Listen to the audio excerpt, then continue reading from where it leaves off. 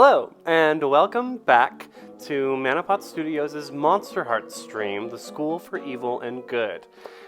We are playing a Monster Hearts game inspired by Sohan Chainani's book series, The School for Good and Evil. I'm Chris Bernal, aka Krifu, and I am the MC for this stream. Thanks so much, everyone, for being here. We're super excited to continue the trial by tale and see which school is victorious and wins the right to host the winter ball. Let's meet our players, starting to my left. That's me. Hey, what's up? I'm Hopper, aka Fail Deadly on the interwebs. It's with a 3 instead of an E because I'm actually the worst. I'm playing Trip Cal, the Cerberus, moody, sad puppy boy who is, I don't know. It's been great. This has been great. He definitely didn't start this trial off by shooting somebody in the back of the head with a blunted arrow. And then nothing bad is going to happen from here, I swear. Anyways. I am Maddie. I play Shinnok, the tall, red-headed Never, with a penchant for trickery and seduction, question mark? At the beginning of the trial by tale, she seduced Chanticleer, her ever opponent, into revealing his plans, accidentally sent some Evers to find Lilu and Milo, and then revealed her darkest self. So honestly, doing great. doing great. She's doing great. That's right, Farkas and Chanticleer, the top 2 ever students, are on their way to find Lilu. Yes. Great segue. Hi, everybody. I'm Marcy, aka Experimental Madness, and I play Lilu Beaumont. I was one of the first to enter the trial by tale because I'm the wild card. Things started off on the wrong foot immediately when the red cap automatically tried to take a swipe at me, and I ran straight for that pumpkin patch, met up with Milo, and bippity boppity booed some pumpkin guards to help us guard the perimeter, which didn't help all that much when the scarecrows came after us, and we beat a hasty yet tactical retreat to the Cyan Caves.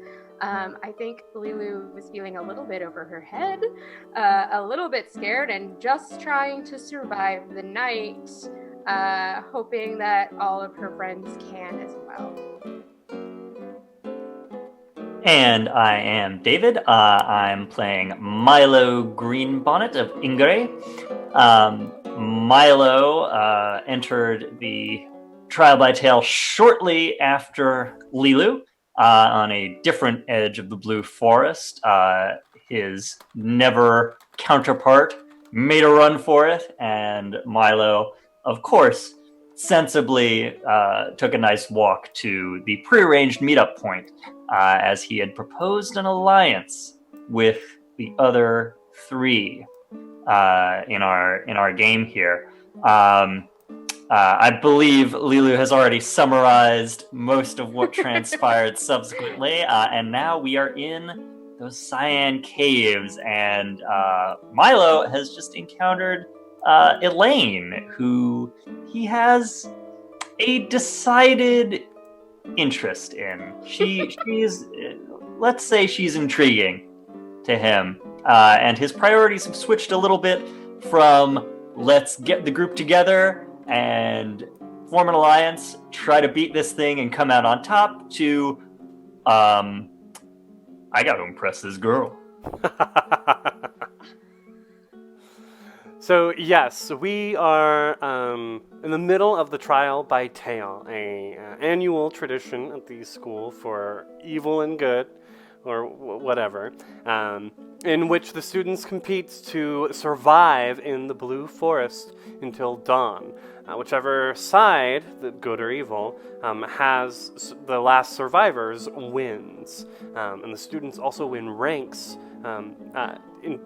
towards their competition to be class captain. The fact that the four of you are in the top 10 of your class indicates that you most likely will end up on the leader track and become the main characters of your fairy tale after graduation. But the trial by tale is chaotic. Anything can happen, and a lot of things already have. So, with that, I think we should start with Milo and Lilu.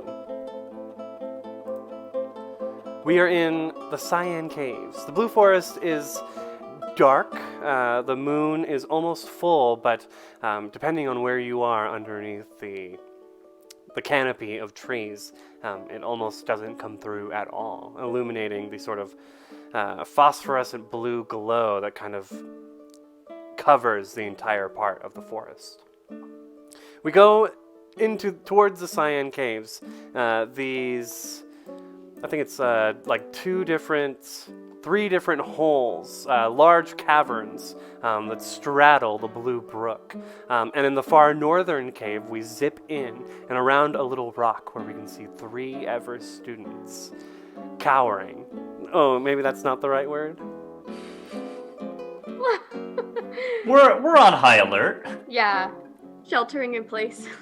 Yeah. pretty much. Yeah, that's it. Sheltering in place. You're with Elaine, a Ever student who has shown quite the proficiency with dancing, and she's kind of cowering behind you. Maybe she's got her arm wrapped around Milo's arm, just holding on up against the corner of the wall. Yeah, and Milo is like very uncomfortable with this, even though it's admittedly very much what he wants. Oh, thank you for being here. Both of you. And she looks towards you as well, Lilu. Of course. I think seeing that, like, she's latched onto Milo, Lilu has started kind of, I mean, she's still got her sword buckled on, and I think she's the one, like, yeah, okay, you take care of her. I am going to kind of set up a little bit of a perimeter because she seems to want to be with you. And I think she's, like, bustling around, maybe trying to get a fire started. Okay. How are you doing that? The old-fashioned way. I'm finding some, like, twigs and brambles that might have, like, been tossed in here, getting a little fire put together with some stones, and I can use my sword to strike some flint together to get just, like, a low, embery, something to warm everybody up, because, like, Elaine looks really shaken up, and Lilu wants to help. Can you describe yourself as the glow the fire catches? I can, for those maybe tuning in for the first time. So as the embers start lighting up and there's like a little like delighted, small, shy smile on some very like dark crimson doll-like lips, as the fire grows a little bit more, you see a warm brown-skinned young girl, maybe about 16, 17 years old, with a smattering of golden freckles across her nose and cheeks. Big, bushy, curly brown hair that she seems to love hiding behind as much as she possibly can. And 2 golden yellow eyes that are catching the light rather nicely in here. And she's wearing a red pea coat, I believe is what I described it last time, to be able to come in here with some little fur lining to keep her warm. And around her waist, she has a belt with a pouch of, I think, useful tools, as we've seen here, maybe some flint, a couple of other nails or bolts, and a rather nice sword that might belong to the, like, family, as as it were. She herself is rather short and quite tiny, and seems in all regards to be the biggest thing on her is that hair. She is she can hide her whole dang face behind that, which she has found very useful. As the fire catches the small little fire you're making, the wind picks up outside and some clouds move in, and I think shortly thereafter it begins to snow very lightly, melting as it hits the ground. Nothing to stick, just fun flavor. Well, this is rather a complication. If this picks up anymore, we are going to be in a bit of trouble. But don't worry, it'll be all right. We have a plan. It'll cover our tracks at least, which should be helpful. Yes. Have we lost those scarecrows at this point? Have you seen any of them? I think Lulu pokes a head outside. I don't see them. But how are Trip and Sean going to find us? I believe we need to make our way back to the rendezvous point. No, Maybe I can do something. We can't leave here. We're safe here.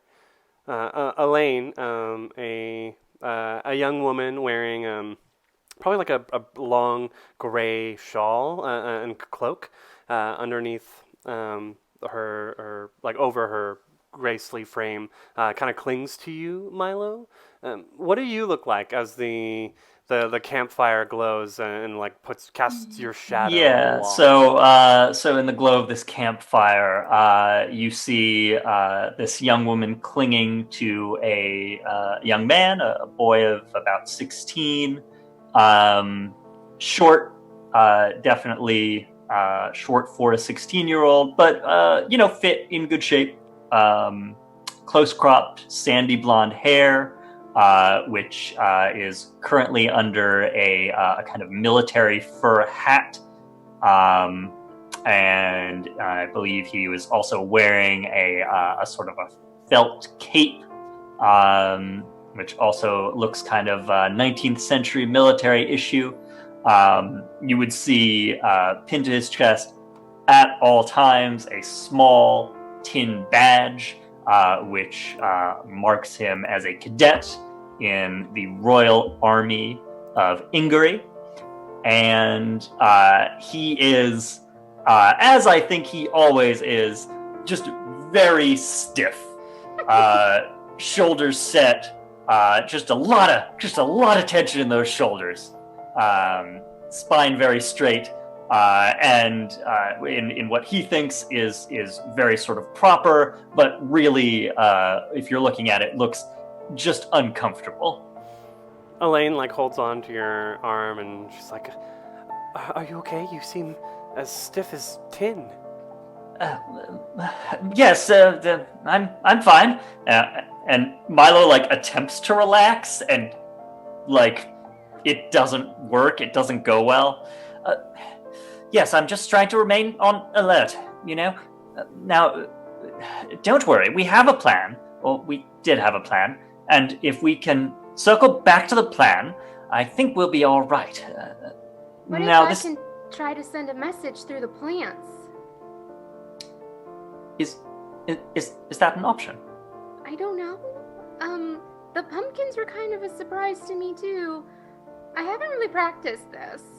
But maybe I can get some roots or vines to kind of make their initials or something along the way, and hopefully they'll see it. I don't want to be too obvious because then other people might find us. Yes, well, might as well give it a shot. Couldn't hurt anything. Yeah. And I suppose I would roll with purpose? Yeah. So, make some magic happen. For those that don't remember, I have a skill that's called Howl at the Moon. And it happens to be that full moon tonight. It does. So I have 3 to my purpose. Solid roll. That's going to be an 11. 11? Describe your spellcraft. Okay. Whew. All right. And I close my eyes and I touch just the ground on the outside of the cave. And I'm concentrating really, really hard.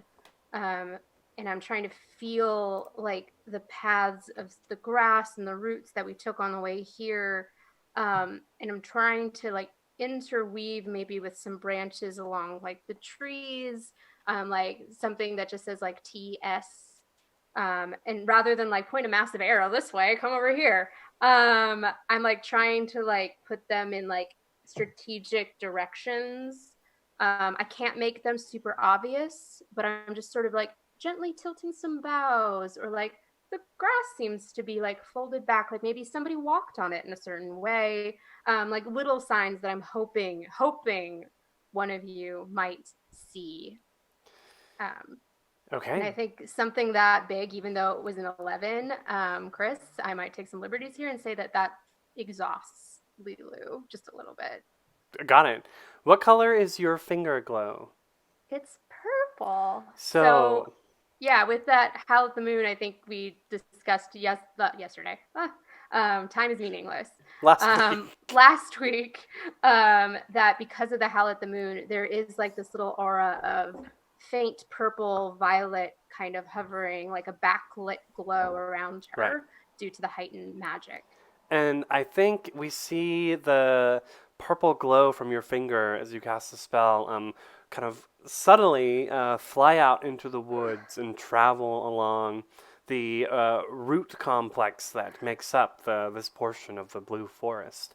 And we can see along the northern side of the Blue Brook, in moss on rocks or in the branches of trees, in vines of little bushes, a TS, these initials with arrows pointing towards the Cyan Caves. Quite minimal and subtle. And we see the magic energy shoot all the way towards the pumpkin patch, where we see two figures approaching in the darkness. Who's walking in front? Shinnok. Can you Almost certainly. describe yourself, please? Yeah, so Shinnok is, she's tall. She's got this red, sort of auburny, more gingery, actually, long hair that sort of touches her shoulder blades, bound back in a ponytail, keeping it out of her face. And she's wearing the Never... standard issue Never uniform, except it's been retrofitted for this occasion. There's some extra pockets. She's also painted it so that it's very camo. It's a dark camo. And she looks a little different than she normally does. She usually walks, I think she's walking through the woods with this almost animalistic Feral.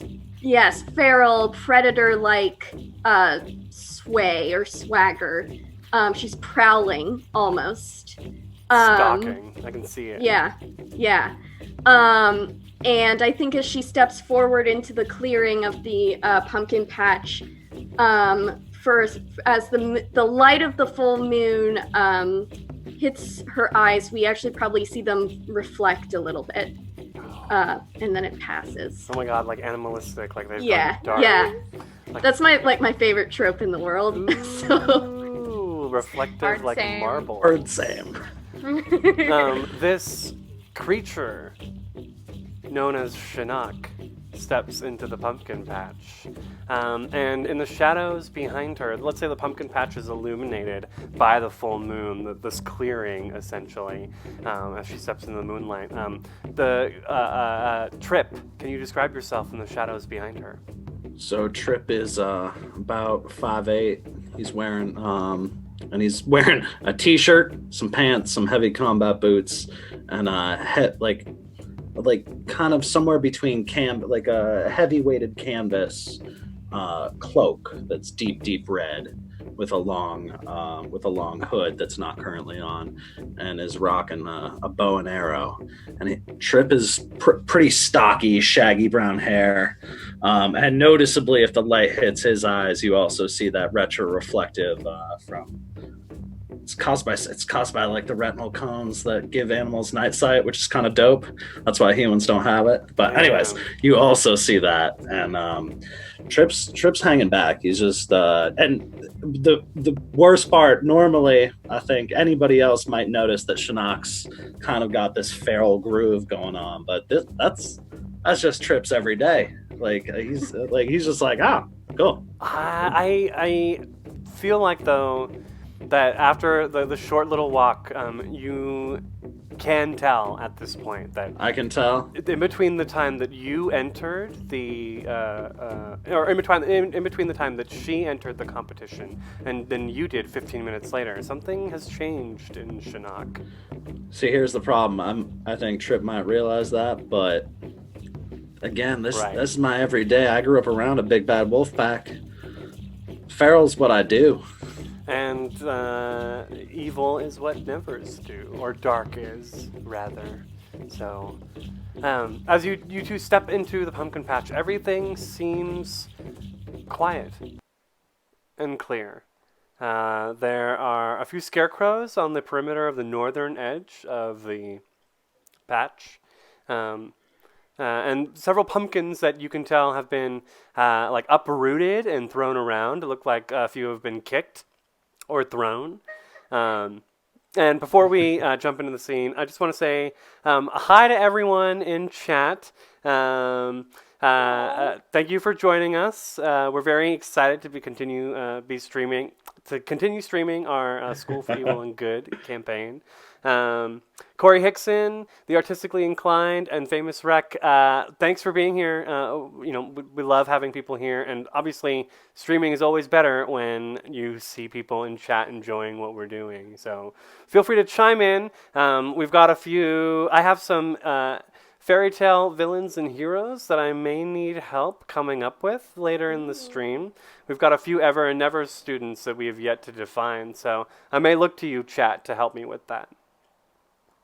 Hell yeah, audience participation. Absolutely. So, Shinnok and Trip. The pumpkin patch is still, and there seems to be no sign of your ever comrades. But we can clearly see that pumpkins have been thrown around. Oh. Where are Milo? Where's Milo and Lilu? Where are they? They said they were gonna be here. Trip just crouches down kind of behind, just kind of like trying to drop back just a step out of the light, and just goes, looks like there's been a bit of a scuffle. They said that they were going to be here. Yeah, well, it doesn't look like they're here, does it? No, it doesn't. Where would they have gone? Why would they do this? I don't know, Shinnok. I can't tell you that. Maybe we should look for tracks. Yes, let's do that. Let's look for tracks. See where they went. You start looking around, and nothing immediately sticks out to you. You definitely see tracks. It looks like, again, all kind of leading towards the idea that some sort of fight or scuffle happened here. But to the south, on the other side of the Blue Brook, as you're kind of looking around, these blue sparks shoot up into the air, and you hear a scream.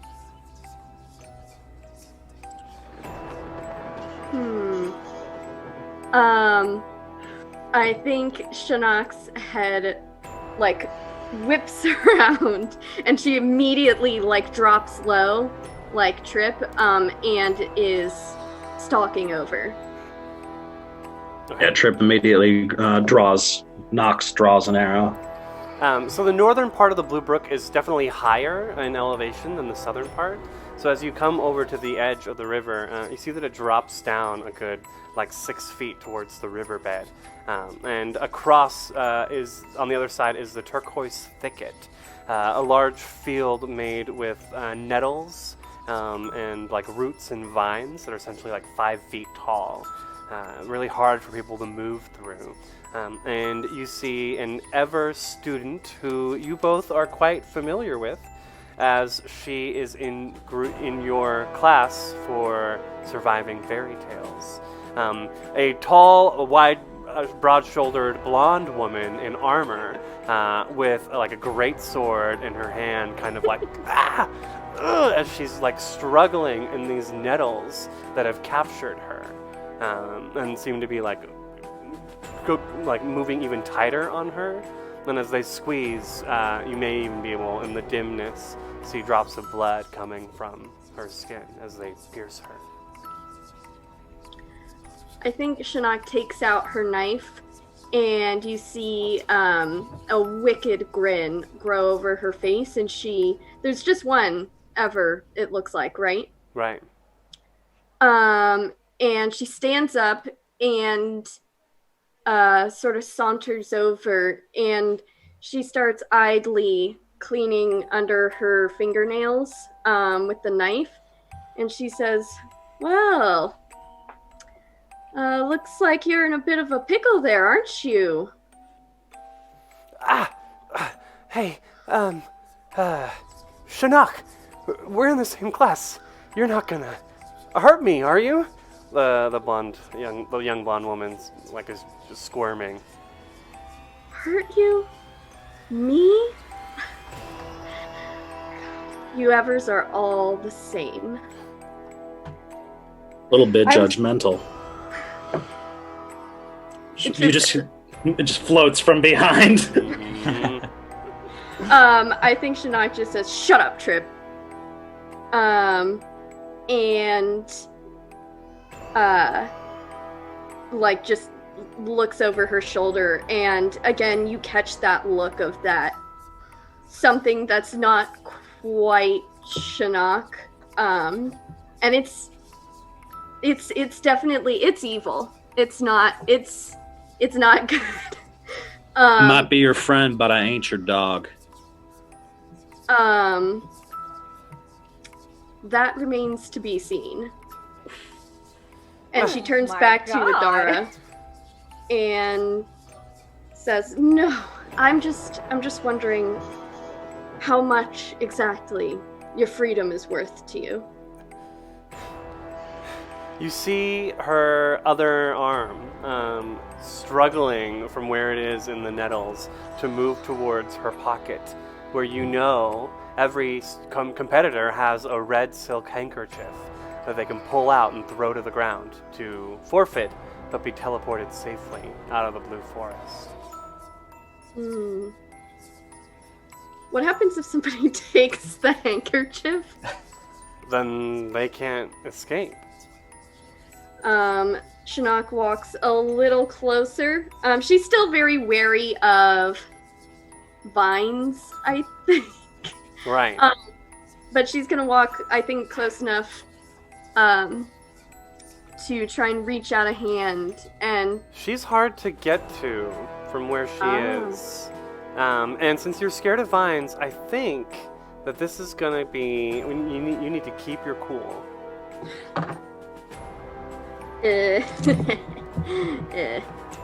yeah. Cold is not her best stat. Mm-hmm.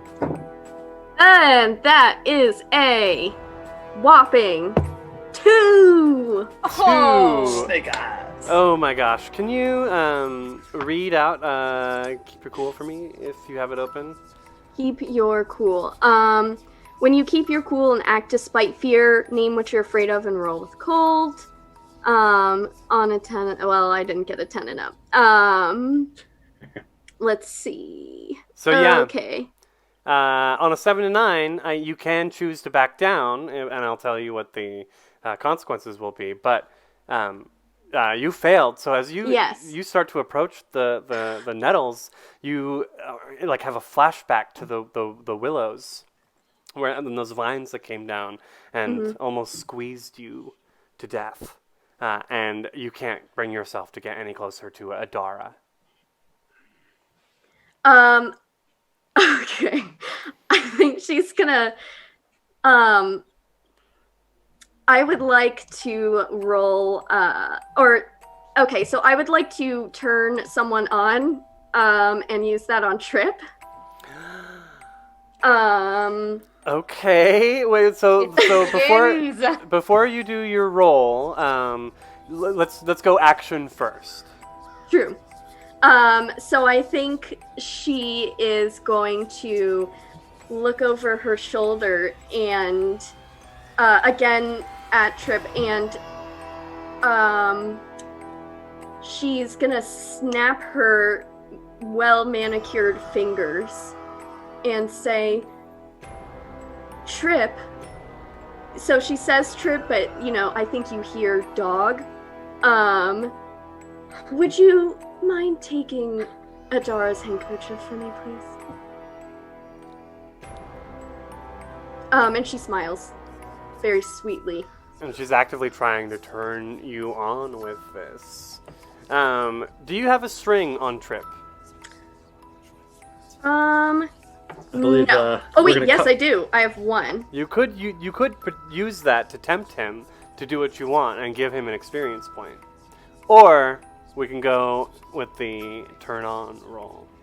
Yeah, well, because it seems like turning you on would potentially gain you a string on Trip, which you could then pull now. Yeah. So if you already have a string, I think you're pulling the string, right? Yes, I would definitely pull the string. Yeah. Okay. So, yeah, Trip, you can. So Trip's gonna put a brave face on this, put a positive spin. He's just like, all right, it's all right. I see. A little bit spooked out by the vines. I'll take care of that.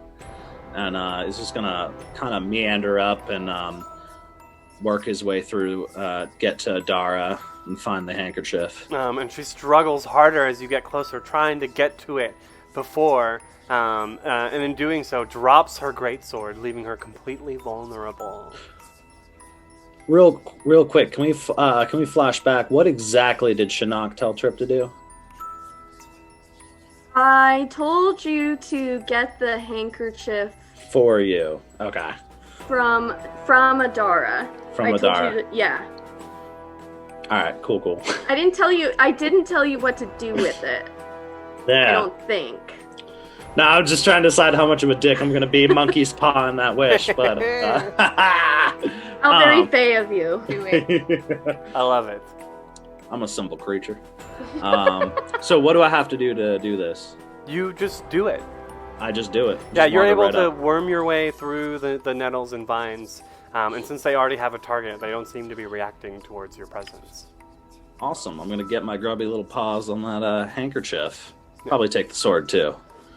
Sure, by all means. Just gonna pick it up, kind of like be like, No, nasty Nice sword. never. At least throw it down. Let me escape. You can take the win. Just let me leave safely.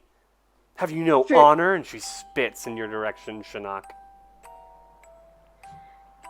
Trip, are you just gonna let her spit at me? I mean, I got a sword. This thing's pretty cool. Is this what you wanted? And just shakes the. It's a red handkerchief, yeah. Yeah, you Or just shake- shake at me? you. Yeah. At me?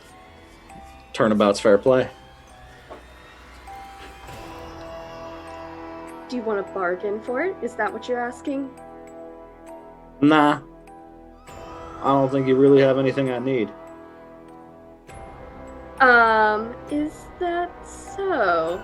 And she, damn, she can't get closer because of the vines. Mm-hmm. I think she's going to walk over to a nearby pumpkin and sit down and cross her legs and sort of like, look at him from under her eyelashes or whatever. And she's gonna say, "Are you absolutely sure I don't have anything that you need?"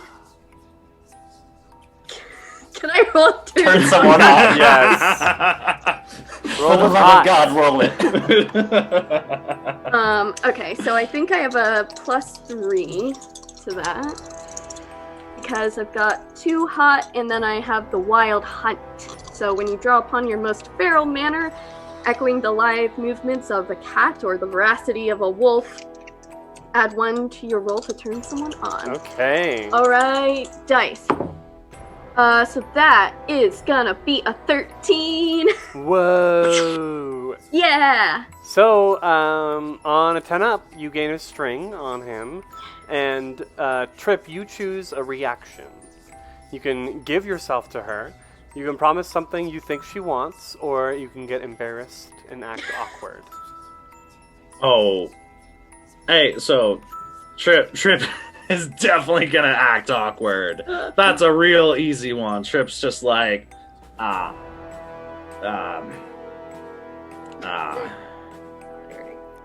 fork. And just throws the handkerchief to you. She catches it, and I think she presses it to her like mouth and nose, and like smells it almost like a cat would, but doesn't do that dumb like expression that cats do. And she sort of tucks it away in one of her many pockets. Thank you, Trip, darling. Now, Adara, I'm so very curious. What would you give to get this handkerchief back? She struggles, like, still, like, breathlessly. I mean, she's exhausting herself at this point. But as you ask her that, blue sparks appear once more, and the nettles and like grasping twigs and vines of the turquoise thicket reach out to try and envelop you, Trip.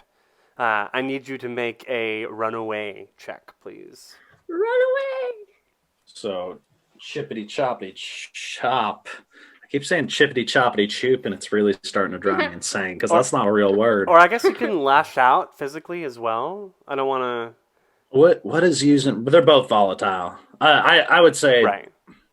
I mean, I'm dumb. I'm We're not still, the smartest cookie in it's the tool only shed. our third session, so we're still learning the way this game is played a little bit. All right, this will be a lash out. Which I have a 1 in with volatile, and I just got a shiny new greatsword.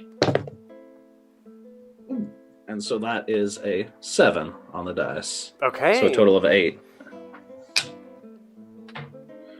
Steven, I have your dice tray. Is Steven in the chat? Oh. if he ever watches this though, I have your dice tray. So you're able to these nettly like bushes reach out to try and grab you, and with the swing of the greatsword, you hack them away, slice them, so that they just like move. They're they're in pieces at your feet. But I think the nettles like hit you and do 1 harm to you. That's the second action. The MC decides how the harm turns out. I think I'll just throw a little. These nettles are tough, and just they throw a little bit of harm at you. But you're safe, and you look up, and the 3 of you, including Adara, see a young woman slink out from the tree line on the path towards the pines to the east, the pine glen. She is a kind of. It's hard, like her skin almost looks gray in the blue, dim light of the moon. And she's wearing just a very thin black dress that like slinks down to the ground and blends in with the shadows. And the 2 of you both recognize your classmate, Gina of Skund. The Witch of Skund is what some of your classmates have started to calling her. She like looks at you both. You're taking my kill.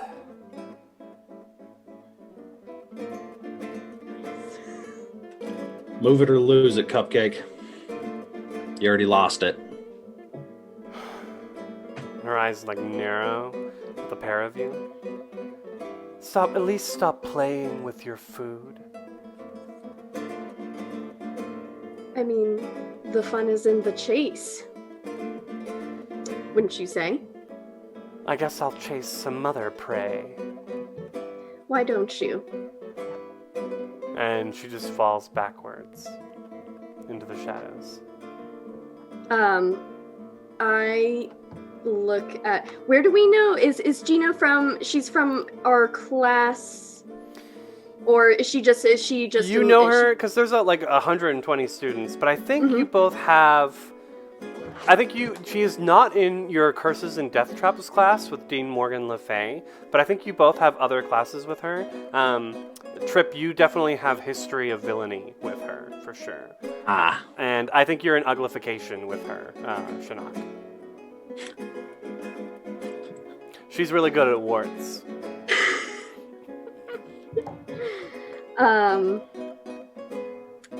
And she's been called the Witch of Skund.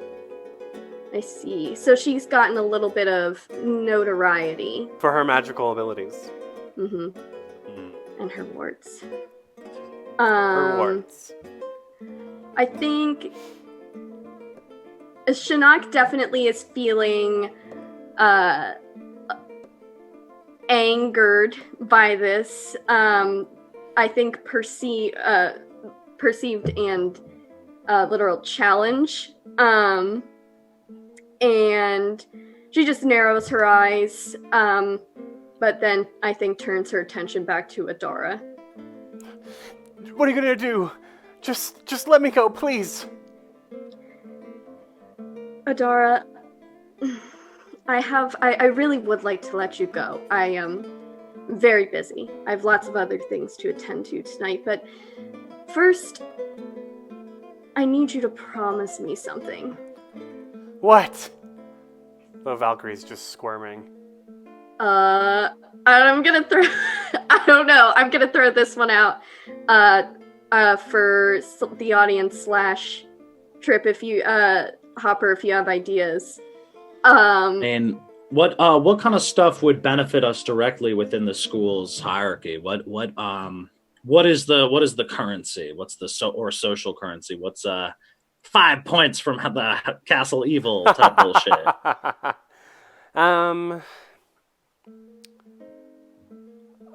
I don't think there's anything like that. It's all about how well you do in your classes. But maybe she knows someone that you want to get closer to. Or maybe she knows someone that she could pass the message. Like I think really it's like maybe it's about relationships. Like if we're going to talk about currency, it's a social currency. So I would say just for the sake of not getting bogged down. That's a good one, Famous Rec. But the just artistically a inclined favor. suggested major minor favor. Yeah. I'll owe you one. A major favor. I suppose that's good enough. And she pulls the red handkerchief out and contemplates it for a minute, kind of letting Adara struggle in the vines, then opens her hand and lets it fall. As it floats to the ground and it hits the earth, she just disappears in like a white poof of smoke. And there's a little like white firework from outside the blue forest that shows that another student has left the competition. That brings us down to how many left? Including all of you,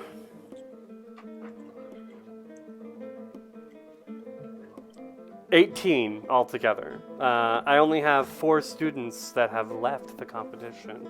But you know what? Let's say another never exits as well, number 7. Okay. At that point, I feel like you see the nettles all kind of like this purple glow almost hits the turquoise thicket, and the two of you can see the nettles shaping themselves and changing their shapes subtly. T-S, the little arrows pointing towards the northeast.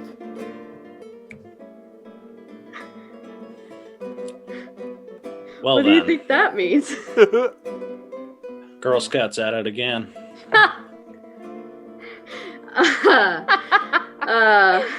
You are funny, Trip. Makes up for your appearance. let's go find out why exactly they chose not to be here. I'm sure it'll be an interesting story. Quite. Roll up before any more scavengers show up.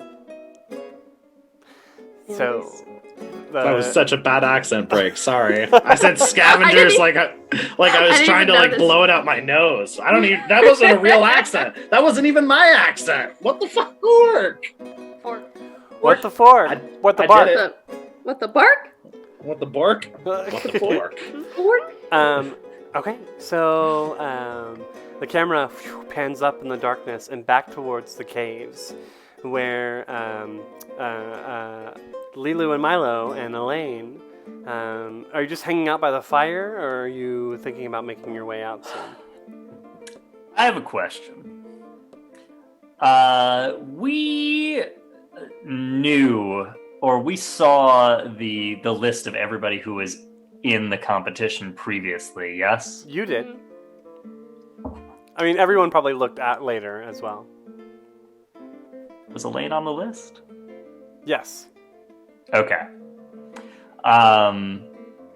So, anyway. She was I think- number 9, right above you. Okay. I mean, I feel like Milo would definitely be trying to, as Lilo has convinced him to sit tight. She has summoned the, she's put out this magic to summon our wayward allies. I mean, actually, we're the wayward allies, but let's not get caught up in that. Milo would definitely be trying to sort of establish some sort of perimeter here. So maybe he's just like sort of patrolling, like marching back and forth near this rock at the edge of the cave where we're huddled with this fire. Okay. I think you will very easily be able to see 2 young men making their way up the riverside towards the caves. There's 3 large cavern entrances, but you're definitely, there's a glow coming from the most northern one where a campfire is. And I think you see the 2 of them like turn and look in that direction. And one of them definitely looks like the beefy, short form of Farkas. And the other one is the tall and broad-shouldered form of Chanticleer. He's really obvious, his silhouette, because his hair like comes out like this. And are they headed in our direction, or are they are? just They're headed near towards us? the caves themselves. And it looks like they're pointing towards where your cave is. Yeah. So Milo's going to be a bit of a dummy.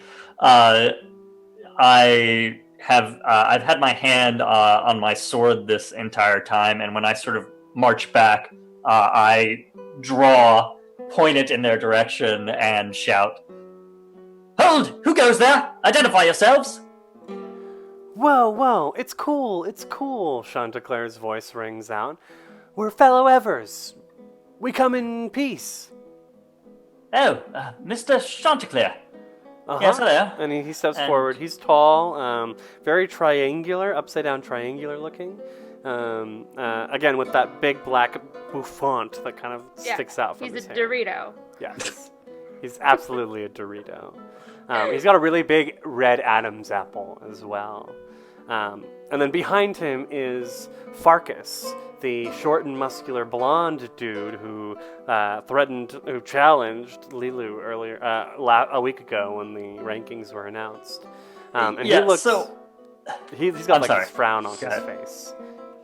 So Milo is like, when he sees Chanticleer, it's like, oh, okay, another Ever. This is fine. He starts to lower his sword, and then when he sees Farkas, he brings it right back up again.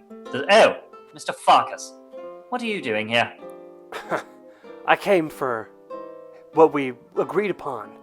And he comes around the stone, and he's got his hand on like the hilt of his sword, and he's looking, and his eyes lock on Lilu. It's time for our duel. Look, we're trying to help another Ever student. Could we maybe wait? I think there's like other things that this place is so much more dangerous than I could even imagine. I think like we as Evers, we could band together right now, couldn't we? Your Highness, the gauntlet has been thrown. This is a matter of honor now. Right. I like lean in. I like lean in, sort of to the side of you. Princess Lilu, you can take this guy. I don't want to take him anywhere. I want to survive this whole trial. And like, what about Elaine? We have to look out for her. She's still pretty shaken up. Well, I'll look out for Elaine, and you take on this bully. As far as I'm concerned, he's demonstrated behavior completely unfitting of an Ever, and if we're to be true Evers, we have to show him the right way. And, I'm gonna pull a string on Lilu. Oh! Take an experience point if you want to do what he says. I shall take that experience point. Does that level you up? No, I need one more. So close. I know. Yeah, so I would like to tempt them to do what you want. And Lilu, Milo wants you to duel this guy because he knows you can lay him out. Okay. Lilu steps forward, like a hand on her sword hilt. Like, look, I don't want this to come to what you insist on, but if this is the only way to get some sense into you so we can deal with the rest of this trial, so be it. You can see that he's got like a cut on his arm that looks very much like an arrow that was shot at him. So he already has a little bit of harm as he draws his blade. I don't know what Merlin sees in you. I'm the one from Camelot. I'm the one who should be getting the special attention. Now, proper dueling rules, protocol must be observed. 3 paces each away from the center point. Seconds, stand back. Miss Elaine, if you don't mind. You as well. And on the count, nods. walk, turn, and face your opponent. Are we agreed? Agreed. And then Chanticleer's like, well, who's her second? Well, I am, of course. Yes. All right. I think Lilu follows this to the letter. I think she's familiar with the proper protocols. She was trained in a very, like, nobility fencing style. Mm-hmm. So yeah, she'll turn about to get ready for this duel. So, you're both back to back. He's probably like the same height as you, actually. Aw. I'm like 5 feet tall. Okay, I mean, he's a good 4 inches taller, 4 or All 5. 5'5", that's a good height for him. I am short and full of hair. Um, That's it. So he finally feels like grand standing next to you. And you take your 3 paces and draw. Lash out. All right. When you lash out physically, roll with volatile. It's a 7. Okay. So, I think you harm him, but I think also as like we both turn and begin your blades meet, he's also going to deal you 1 harm. Okay. I think she's very nervous. I think that makes total sense. Her hand is like shaking. And he comes up, and you're like both face to face, and he's looking in your eyes. And at that point, a gunshot rings out. Bang! Echoing, and something hits the cavern wall right past you. And like there's it echoes in this chamber. And I think that Milo and Lilu, you both see like muzzle flare or musket flare, like a little shot of fire in the darkness of the woods. We're still like held up in like a blocking motion. Just like, what? Right, and at What was that? like Farkas pulls back and is like, "What the hell?" Milo's gonna run up and clock Farkas with the hilt of his sword. Lash out physically. Yes, let the hate flow through you. Ugh. It's a 6, folks. Oh, no. What are you doing? That's Oh, that's a Foul mix. play! This that's is a mixed completely success. unacceptable! You had someone hiding in there, endangering the lives. This was supposed to be a proper duel. What do you think you're doing? so you're that saying that true? from the ground where you've fallen as you like Yeah. like went past him. He dodged out of the way and you fell on your butt and turned around and are reprimanding him from your bottom. I think it was bad too. I think like I like scraped my face and I've got a cut. Dang. I think Lulu's gonna like lower her sword to help you up. Are you okay? No, that I didn't have anything to do with that. And like Chanticleer's up by the cave wall, like peering out real quick, and Elaine's just kind of cowering. I'm fine. It's these two who aren't okay. What kind of evers are you anyway? Was it you?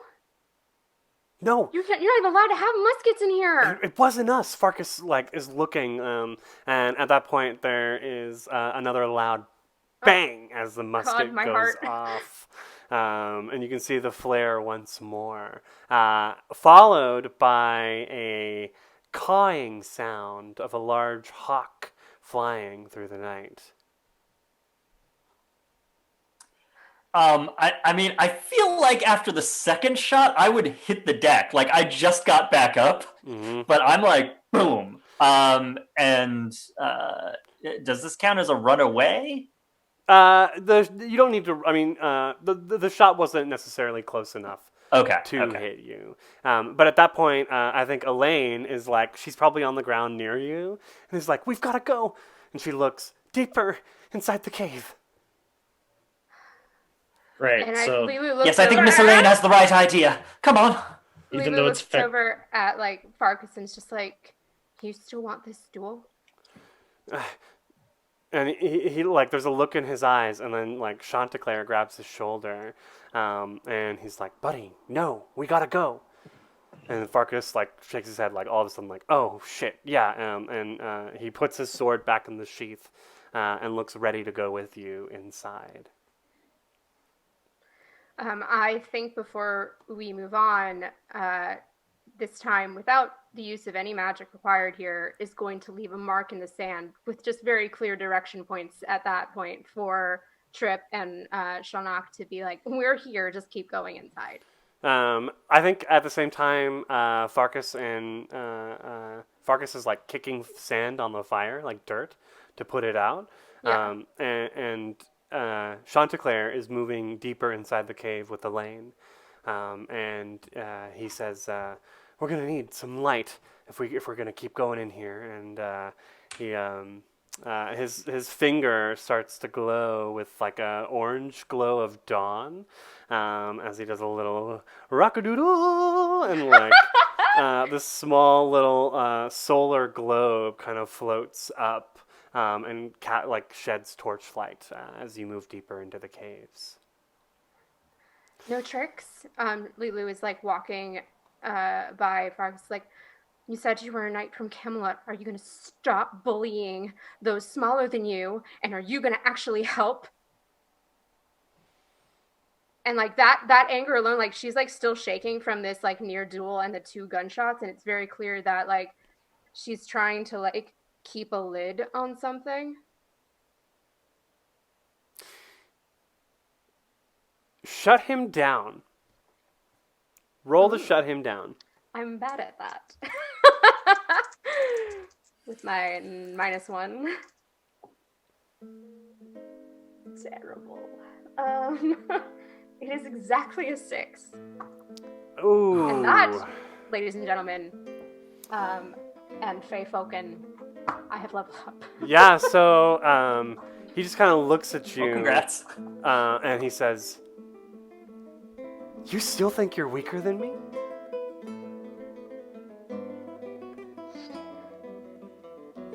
Because that's not why I'm trying to duel you. I'm trying to find a real challenge.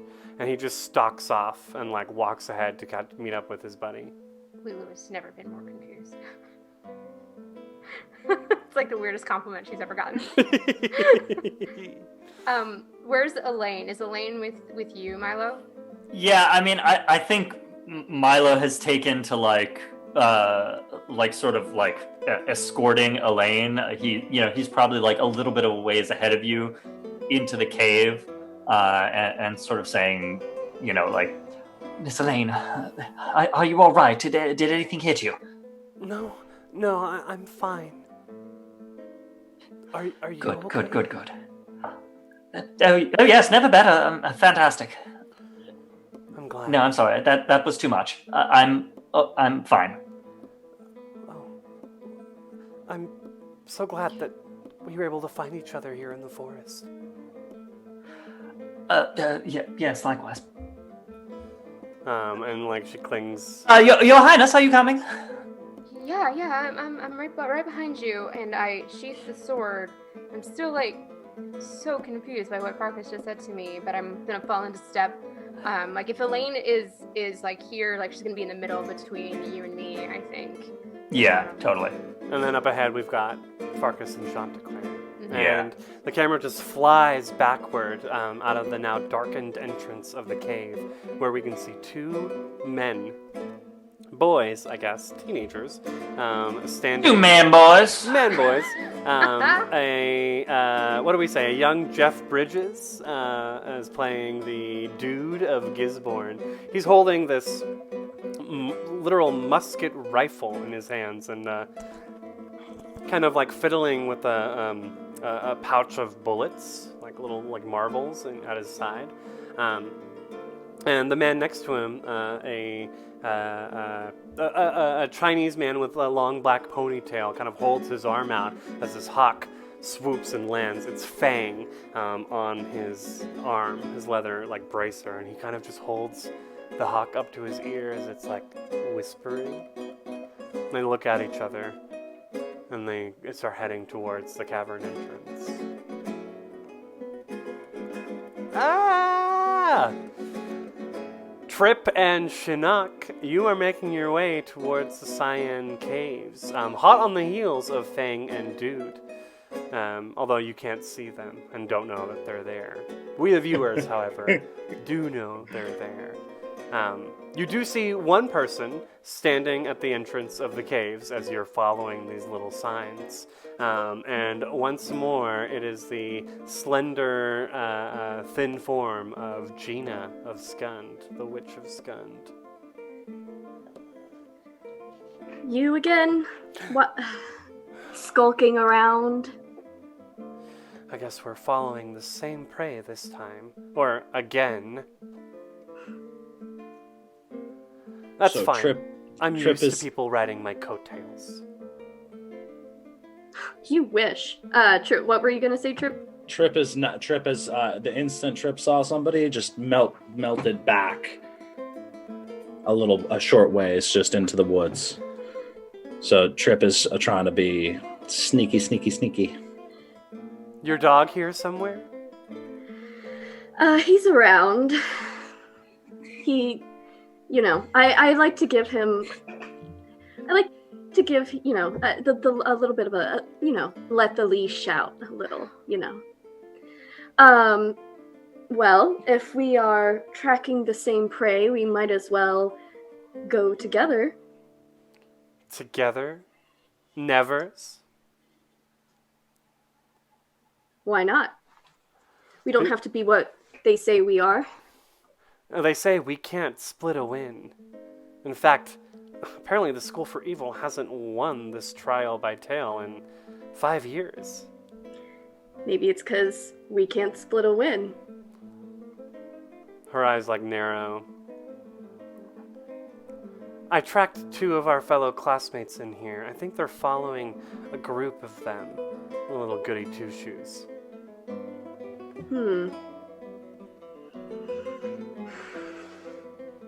Why would they be doing that? Maybe there's a trap inside? There are traps all over this forest, but I don't know about inside the caves. Is there... I'm sorry, I'm looking at the moves. Is there, I guess, survey the situation. Nah, if you wanna try some magic to make that happen, but Oh, there is always a chance for backlash. hmm.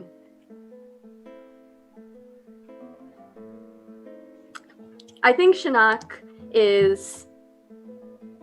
I think she's got hunt on the brain. So I don't think she's gonna do that. I think she's gonna look at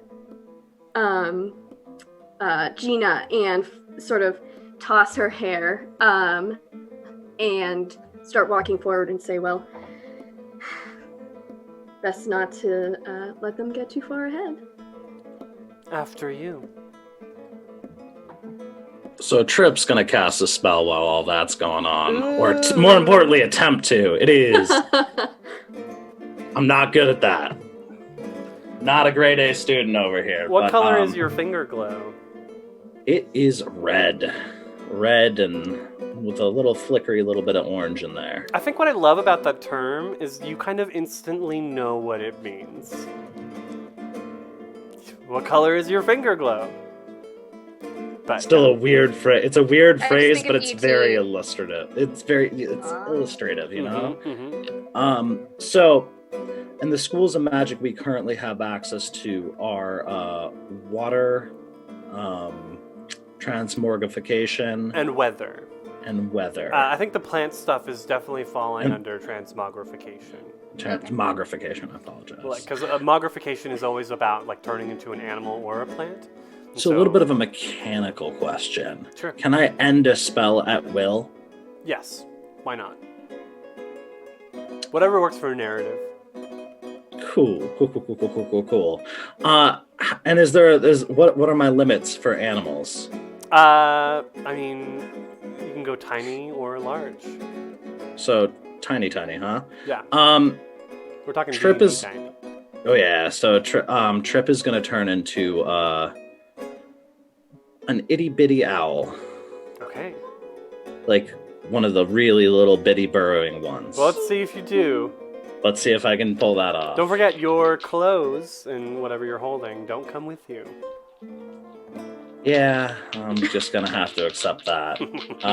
So this is with purpose, and I have a -1 in that, so it'll be whatever's on the dice -1. That's an 8 -1. Okay, 7. Just barely. So there will be some sort of drawback. Let's say you will not be able to hold the form for long. Okay, how long is not long? At whatever moment is the worst to come next. Yeah. Touche, Chris, touche. I'm gonna just fly right past them into the cave, just quickly and silently, Okay. trying to get ahead into wherever's opportune. And I feel like Shinnok would Huda. recognize your animal form or something about your animal form from being in curses and death traps together. Yeah, probably. I would say, ooh, nobody's. Yeah, so notably, it has missing feathers right here and here on both of like right where the wings come out. It's just bare patches with scar tissue. Okay. I think Shanaka's gonna watch him fly past, and then she's gonna smirk and turn to Gina and say, "You know what they say about the size of their transmogrifications? What do they say? You know." Try me. Why- You know. I think That it really depends on the will of the caster?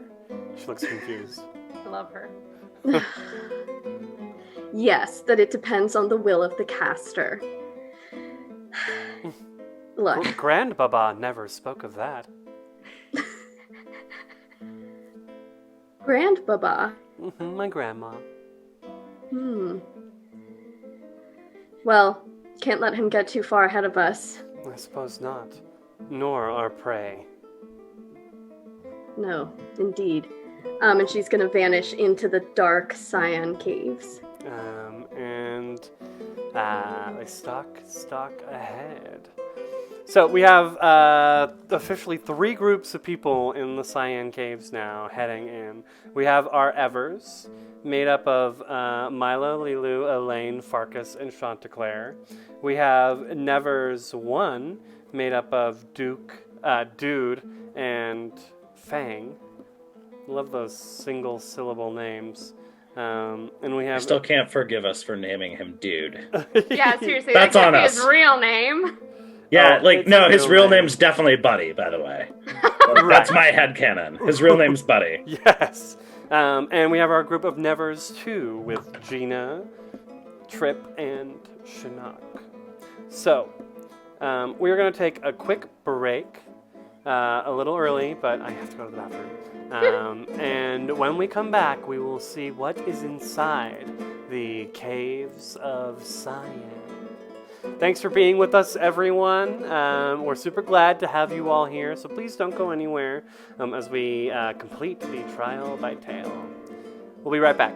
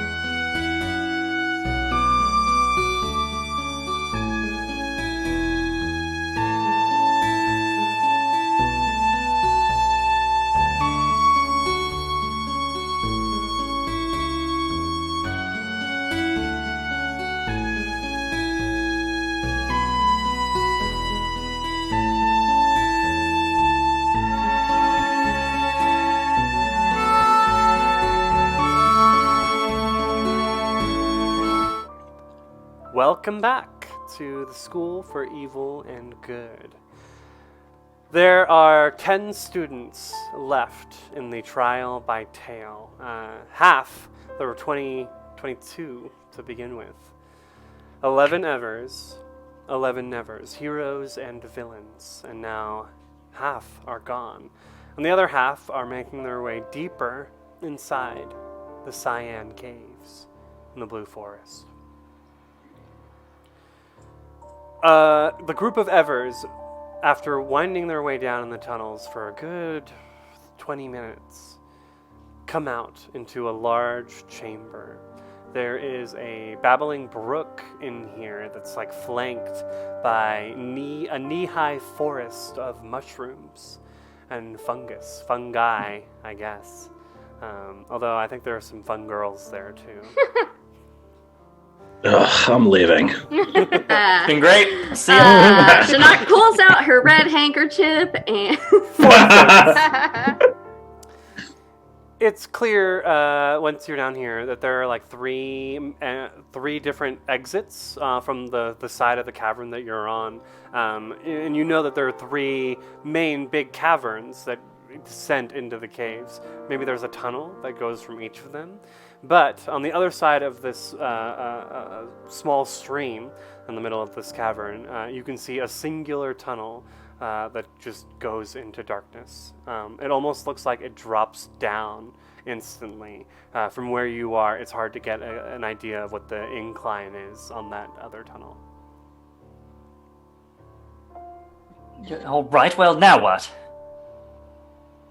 We find a place to secure ourselves. Farkas is looking around, his blade drawn once again. The Nevers, I'm sure, are following us. We can, on the other side of that stream. So I have a thing Okay. called Heightened Senses. I can make a roll and find out and ask, depending, where's my best escape route or way in? Which enemy is the most vulnerable to me? What's their secret weakness? What poses the biggest threat to me, and who is in control here? Wow, what do you roll with this? This is with purpose. Okay. It's with dark on the actual vanilla game. Got it. Oh, it's not terrific, but Full moon. with my Howl at the Moon, it is actually an 8. Okay. So can you read the whole? Is there on a 7 and 9? On a 7 to 9, I can only ask one of those questions. Okay. On a 10 plus, I can ask 3 and take 1 forward. Oh, I still get a 1 forward, though. Towards- On here it says... Yep. Yeah. Your next roll. Mhm. I'd like to know what the biggest threat to me is. Or to us, rather. In this cave system. 'Cause the last place had a trap. And so far we haven't seen one here. That is correct. I feel like the hair on the back of your neck like perks up as you take in the scene around you. And your eyes and nose, your nostrils flare as you smell like some stench. Rot isn't the right word because whatever this smell is coming from is living. It's musky and sweaty and dirty. And it's coming from the far end of the cavern, down whatever tunnel that is.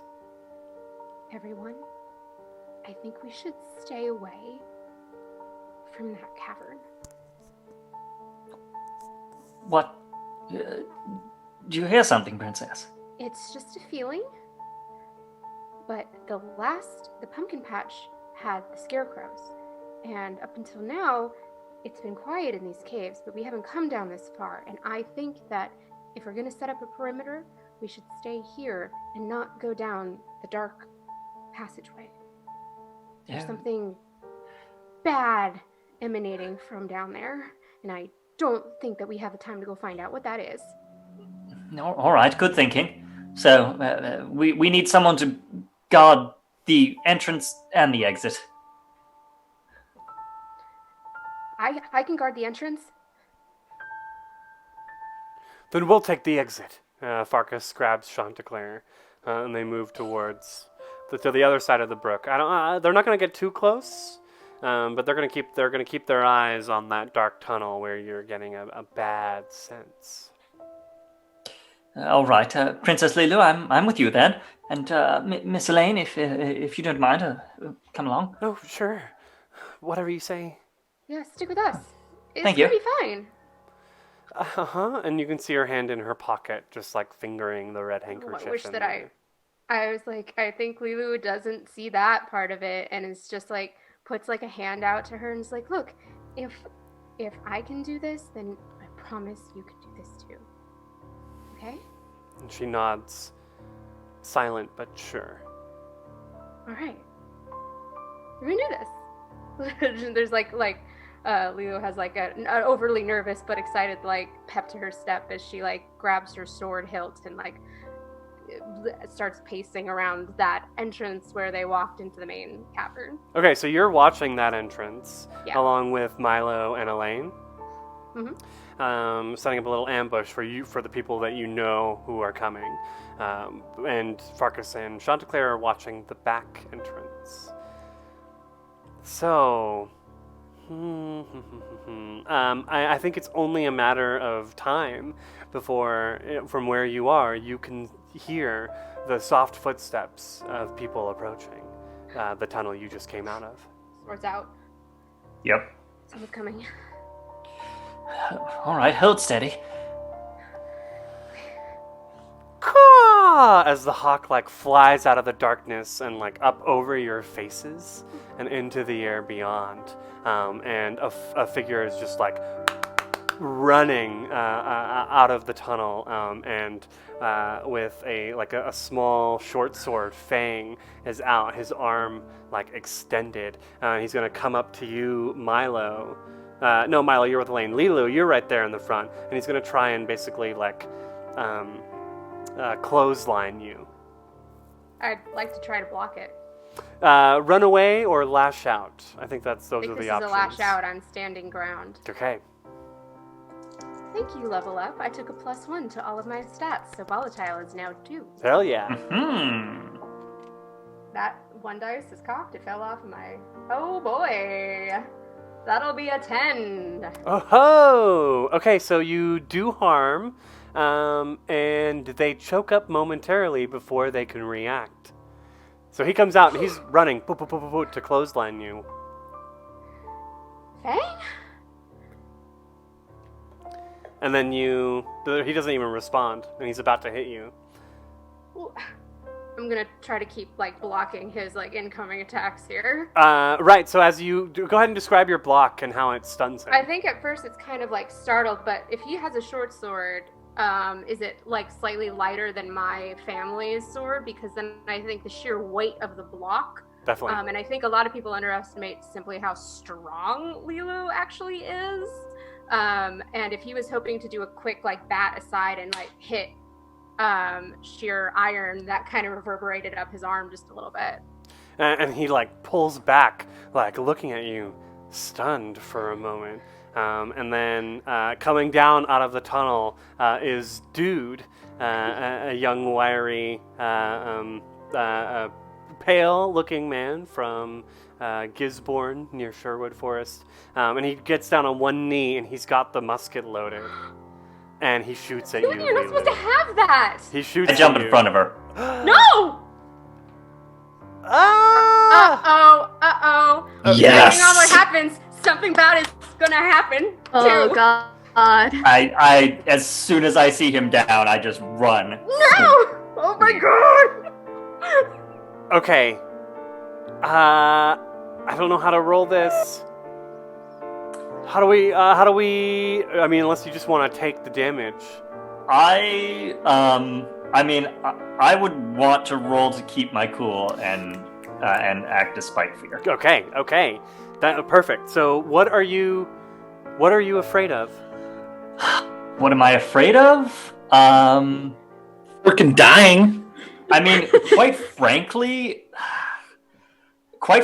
I think what Milo is most afraid of is that Lilu will get shot. Yeah. I mean, that's a legitimate fear. But I am going to push you and say, why are you afraid of Lilu specifically getting shot?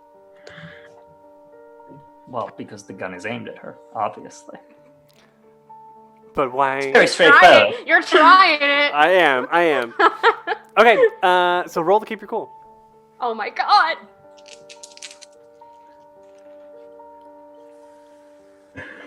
Well, we're starting with a 6. And cool is plus cold, which is -1. Oh. So we're looking at a 5. Oh no. Oh my god. You run directly in the line of the musket fire, and you're going to take 2 harm as you're knocked to the ground. Oof. Chris, Uh-huh. I'm going to need to roll to keep my cool. What are you afraid of? That my only friend just ran in front and took a bullet for me, and it's less fear and more I'm about to get very, very angry. Okay. Fuzzy. Roll.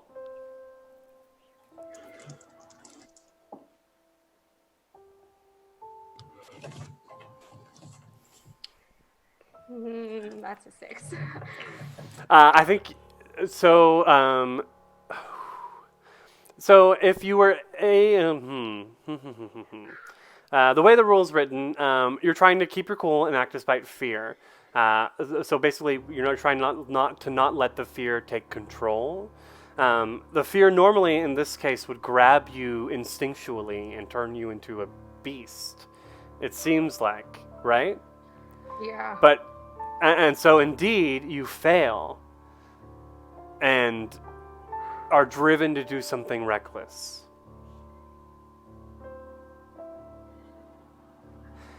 At that point, You're not supposed to have that. You're not supposed to have those muskets. And I think she's like looking down at like Milo being like immediately like throws the sword to the ground. And like there's blood, like, and she's like has it on her hand. Where did you get shot specifically, Milo? I think, center mass. Great, okay, yeah, you've got a hand, like, I over took it your- right in the chest. Yeah, over your chest, and is just like looking at it. And like looks over at Gisborne, just like, why would you do that? And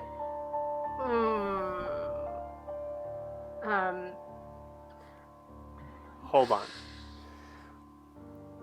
With the musket fire echoing throughout the chamber, there is a very loud and low grumbling roar coming from the tunnels beyond. Trip, Yeah, it's coming now. Trip and Shinnok and Gina, you're all walking along the tunnel when you hear that loud bang echo back. And the owl is flying, and I feel like Gina and Shinnok look at each other, and then she would take off running. That's right behind. Okay. Nah, Trip's right overhead, just floofing along. They're so quiet and powdery somehow. That's weird. Owls are super powdery. That's a thing. Lilu, your darkest self is unleashed. Because I can just do that whenever as the MC. Like hearing the danger behind now and in front, like she kicks back just a bit and like starts to grow in size, and like the normally like curly wild hair just sort of gets crazy, spiraling down all over her. And we've all seen Beauty and the Beast. Y'all know what's coming here.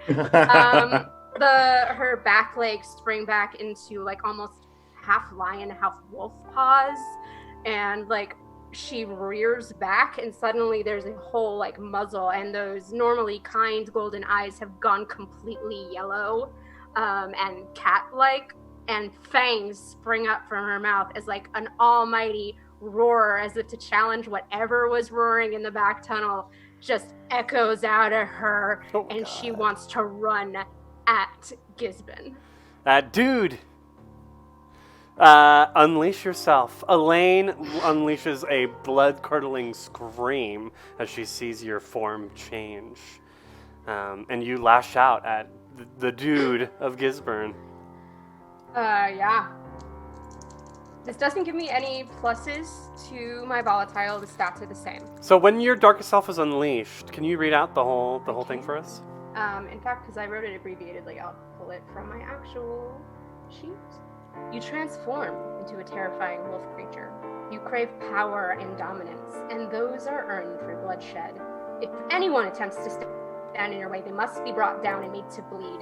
You escape your darkest self when you wound someone you really care about, or the sun rises, whichever happens first. Okay. Now y'all know I tried to keep it on that temper. Lash out, baby! Alright. Famous Rec is my favorite person, just like in chat, being like, Yeah. "Oh my god, no! You are the best, the MVP right now. Verbalizing what we're all feeling. Math. Yes, it's a 7. A 7. Okay, so you do harm. A 7. But choose one. They learn something about your true nature. Oh, I guess you choose. I think that's a this. given. Yeah, the That's out of that bag. Yeah, we could seems go like with that. that.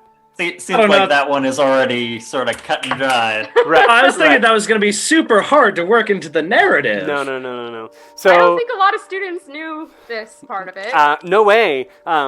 Farkas did because, or Chanticleer maybe. They had like mentioned it, I think, to Shinnok earlier. One of them, probably Chanticleer. Mm. So, but yeah, as you come out and how much harm do you do? Just one, I suppose. It doesn't say anything about the darkest self. Doesn't add any stats to me. Okay. I'm gonna go with one harm on the dude as you slash at him and he goes flying backwards, yelping, and the musket rolls a few feet away from him. I'll say that much as well. Ah! I think the dude, according to this, has a string on you, Lilu, now as well.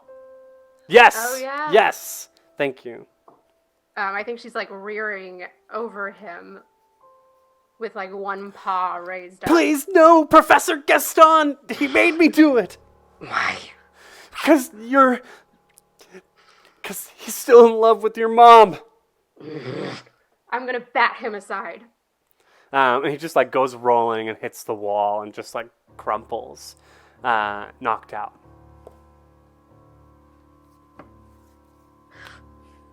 and she's like gonna turn around at everybody else. And is Fang still there? So I feel like, yeah, as you turn around, Fang is like, he's kind of like moved to the side, and he's got his short sword out, but then that roar comes out from behind everyone. And literally crawling out of the tunnel is a 12-foot tall ogre with a large club in his hands, and he just goes, and spit flies everywhere out of his mouth. Farkas and Chanticleer immediately spring into action. Farkas is up there with his sword, and Chanticleer is singing little and like sending little blinding rays of light into the ogre's eyes. Trip, you fly out into the chamber, and Shinnok and Gina are shortly on his heels. Tail feathers. So Shinnok, you come out, and you're right in the middle of where this large bestial figure, Lilu, is huffing and puffing. Oh, and there's an ogre. Typical Saturday night. And Milo's on the ground, bleeding from the gaping chest wound. Mm-hmm. Yeah. Am I out? No, Like- you have 2 harm left. And when you take 4 harm, you can erase become it. You become your darkest darkest self. Right. Yeah. Right. I'm just wondering, like, in terms of the competition, am I You're still here. I'm still viable? You haven't been killed, and you haven't forfeited using your handkerchief. Oh boy. I mean, technically, Dude is still in the competition, as knocked out as he is. I mean, you could probably... so mechanically, earlier we basically knocked... crap, I forgot the Valkyrie's name. Adara. We knocked her out of the competition. Was that because she consented to forfeiting, or because we took her handkerchief and then dropped it? That's the one. Yeah, you forfeited for We her. forfeited. Yeah, absolutely. I order you to volunteer. Yeah. So Elaine is screaming, and Shinnok and Trip, you see this.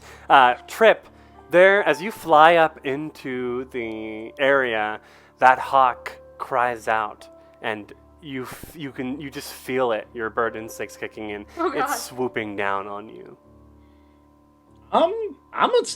Owls are still raptors, yo. They are. They're adorable raptors with weird little that are just head and legs, but I'm a murder bird. Teeny. I will murder bird at the hawk. Okay. Lash out. So as it swoops down, I'm like basically you just see Trip backpedal and then go up, basically whoosh up in an attempt to meet this hawk in midair. All right, so this is volatile. Yep, we're gonna lash out. Doing a lot of lashing. Out. I definitely didn't build a character with that in mind. That is a 6 on the dice plus 1, 7. Okay, so you do harm. Choose one. Get a string on you. Let me decide how bad the harm turns out, or you become your darkest self. Is there a lot of that? The hawk can have a string on me. Okay. I'll give it to Fang. I mean, I guess. So you do 1 harm. Fail 1. But as the hawk kind of moves, Fang's eyes like go up and they're watching as the 2 birds. Charm can a hawk take? Not a lot, actually. So I think you probably, as you like slash at it, it caws and goes back to Fang and lands on his arm, and he's just standing there with the short sword out, defending himself because Lilu and Milo, even though he's prone, are both right there on him. And the ogre. Yeah, the ogre's dealing on the other side of the cavern with Farkas and Chanticleer. Cool. But yeah.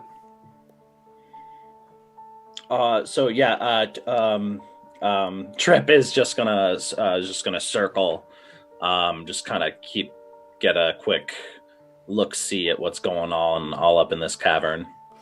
Right, so you see Farkas and Chanticleer fighting the ogre. You don't know how long they can last on this. They're basically trying to just distract him. That sounds like a personal problem. Right. On the other side of the river, towards the entrance, Elaine is like, yeah, in her like she's got her pink ballerina dress underneath this gray cloak, and she's like looking over at Milo, like, "Oh God, should I go over there?" But you see Gina next to Shinnok look at her like, "What are you waiting for?" And she claps her hands together and begins muttering a spell. Okay. Shinnok, what are you doing? So I have this move called Fairy Contract.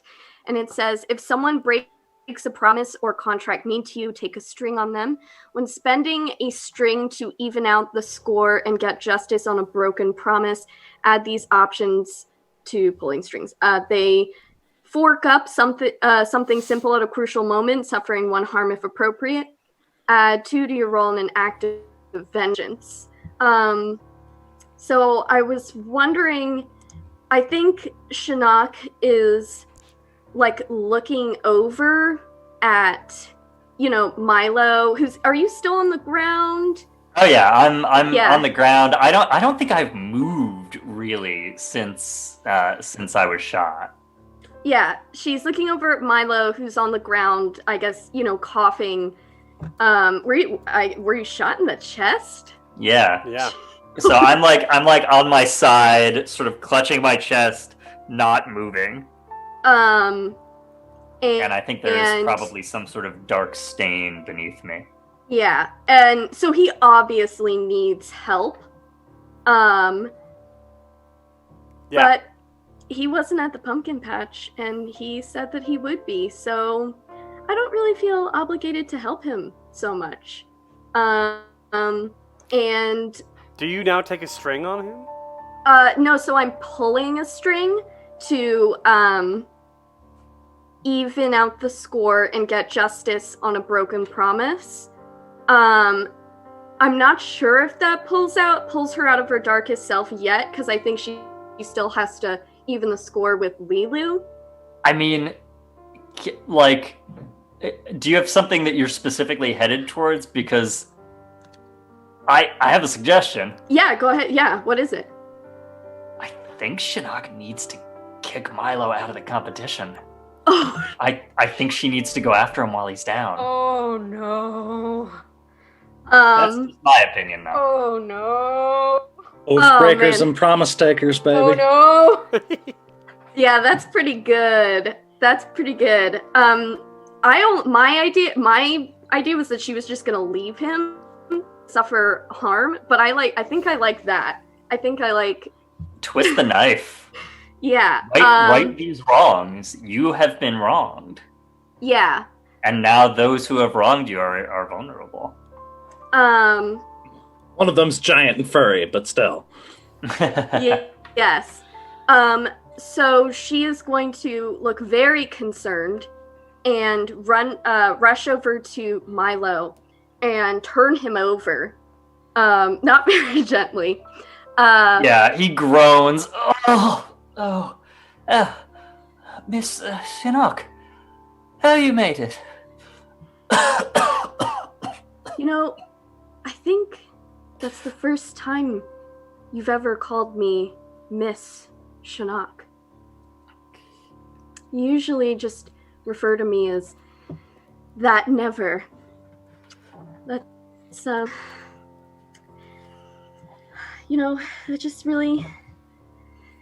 it's just really upsetting, and she's like kind of patting him down, looking for the handkerchief.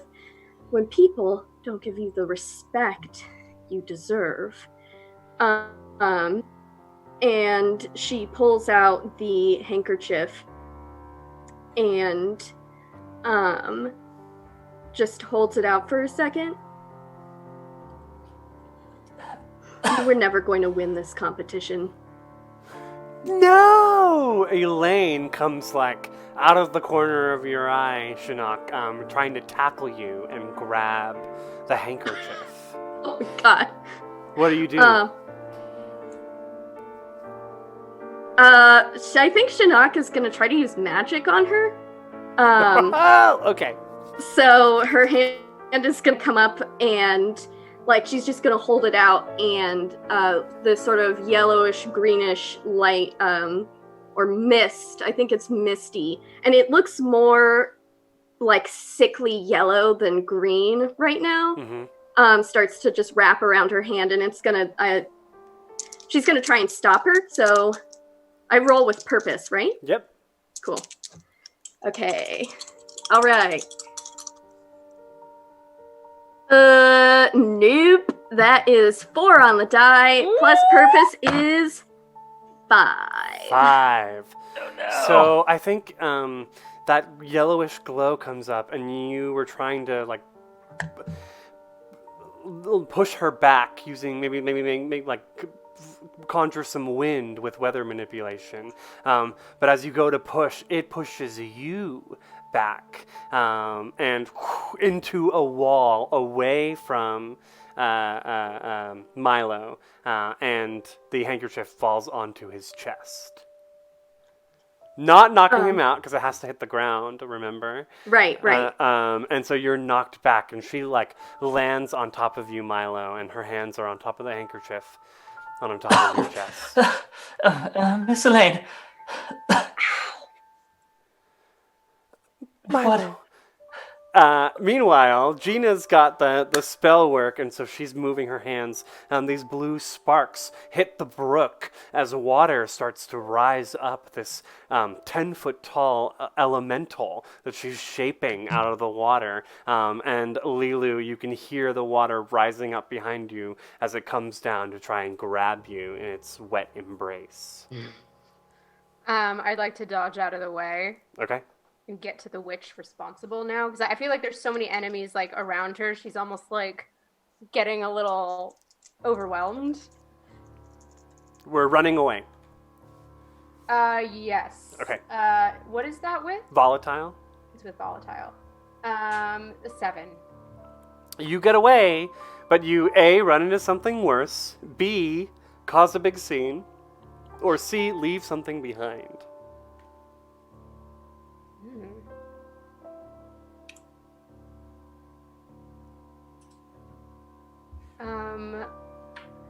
I was gonna say possibly leave my sword behind, but I think I already dropped it.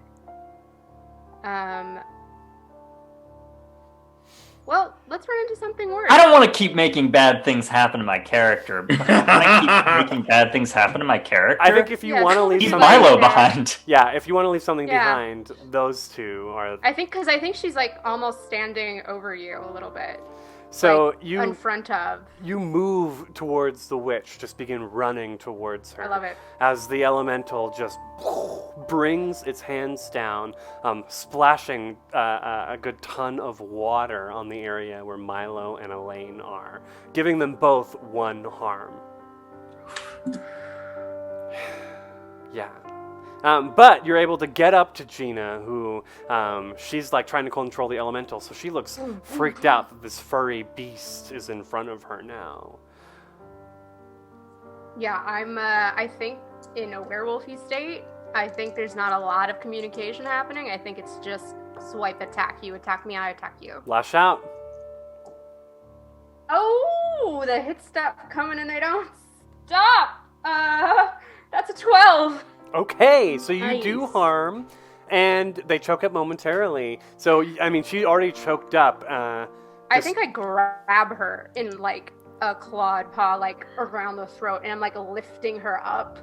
Oh. Can I use my fairy contract? They fork up something simple at a crucial moment. Yeah. I mean, you can. Yes! Okay. And it's suffering 1 harm if appropriate. Or add 2 to your roll in an act of vengeance. Okay. How would you... I guess you could drop her or something, and then, like, she would get the water elemental on you, but... So or you've I got could make this- you You're drop spending her? out a string to even out the score. Yeah.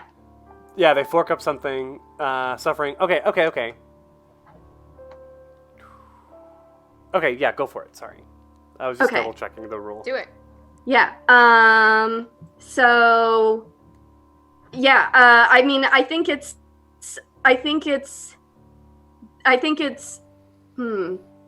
How would I? Okay. I think she would say something. She would say something like cutting, maybe to like sort of break through. Sort of get the attention maybe on herself.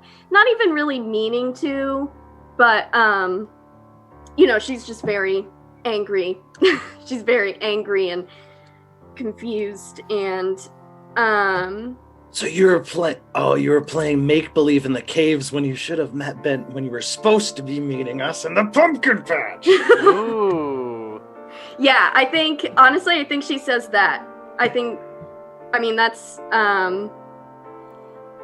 And Lilu, as you look over to see Shinnok, I think Gina just like is able to like all of a sudden has a dagger in one of her hands and like brings it down in your arm in order to release her. So you take one harm and she drops to the ground. Trip, what are you doing? Trying to figure out why my room's haunted first and foremost. I saw that. Yeah, no, I think a light went out. Not a scheduled light either, which is weird, but okay. So Trip is, let's see. So, Shinnok is messing with Lilu and the witch. Milo's on the ground. Lilu's attempting to mess up the witch. The two, The others are dealing with the ogre, and Fang Yeah. and his hawk have eyes on you. I think Trip is going to fly straight at Fang and then turn back into his regular form. And basically land on him. I think I was gonna say like this is the best time for that to happen. Superhero land on him. So as you're like swooping down to make an attack, there's like a noise, and a naked Trip barrels into Fang, and the two of you roll for a minute, and then both kind of spring up back on your feet.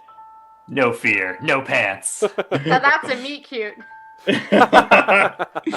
Trip is just very dramatically naked at this point. Pretty ripped too. Like I think surprisingly ripped based on what you guys have seen thus far. And So where's your handkerchief? I Ooh. assume it's in my pants. Back. Or actually no, it's in my cloak. Let's be honest, I would keep it in my cloak. So at the cave entrance. Yeah, it's hiding out there somewhere. I hid it pretty well though, so That's dangerous. That is Something dangerous. Bad happens. yeah, I see you, DM. There can be only one. Yeah, so Trip is also has a kind of for a late teenager has a alarming number of scars as well.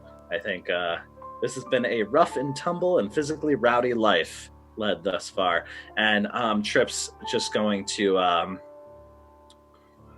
kind of turn, like kind of body forward posture, and just kind of move in and leer at Fang, and just goes, "Well, hey there, buddy. Didn't expect to see me so soon, did you?" And then, yeah, I'll attack him. Okay. Last out. All right. My real question is, which one of these dice do I trust? Let's go red and blue. That could have gone worse. That's an 8 total. Okay. So you do some harm. What are you punching? It was very close to being snake eyes, by the way, and then the one dice kept rolling. You know what? I think I'm just kind of. So Trip doesn't immediately like let on that he's attacking. He just kind of moves forward, kind of casually, real calmly, just stalking in a very real way, and then just whips an elbow out and just smashes Fang right in the face. So choose one. Either give him another string on you, let me decide how bad the harm turns out, or unleash your darkest self. we got to kick that dog a little bit more before we get darker south. Okay. I remember you also have. I think you have some harm already to begin with. I have 2. Oh shit. Okay. Sugar. Yes. That Shoot. shirt. Yeah, I'll let you decide the harm on this. I don't really care. Whoa, Waffles Maple Syrup is raiding. Hey everyone, thanks for joining us. We are in the midst of a mass combat. There are like 10 different students of the School for Evil and Good running around this large cavern inside the Cyan Caves. We have a naked Trip who is fighting with Fang, the son of the villain from Mulan. What was his name again? I think it's Shan Yun. It's Shunyan. Right. And he's like a Hun, even though that's not how that worked, but okay. I know. Yeah, don't worry about it. It's fine. So you're gonna let me decide how the harm turns out? Yeah, you know what? Nah, he can have another string on me. Come at me, bro. Okay, I will take 2 strings. So as you kind of clock him, he takes a step back, just looking you up and down and taking in the scars on your body, noting how wounded your form has become over the years. And he just spits some blood on the ground. You think you're strong? The fates seem to think you are the one to beat. They would. I won't let you be stronger than me. I ain't no letting about it. And he's gonna come up and try and slash you with his short sword. All right. What's dodging? Is that Run away. volatile? That would be run away. Mm-hmm. Or you can lash out and see what happens. I mean, I at this point, I don't think I've run from anything. Let's keep that trend going. We're kind of in a Yeah. stand your Or ground. keep your cool. Ooh, are you afraid? Yeah, I'll keep my cool. Yeah. I dig that. I dig that actually. Yeah. Okay. What are you afraid of? Of getting stabbed, but also of just getting bogged down in all these people. The drama. Yeah, I don't Trip. I don't belong here. Trip's just thinking, man, I do not belong here. I ain't like these people. Nice. So there is keeping your cool. That's cold. Yep. All right, so that's a total of 10. Okay, you ask me a question about the situation, and you will take 1 forward, plus 1 forward to acting on that information.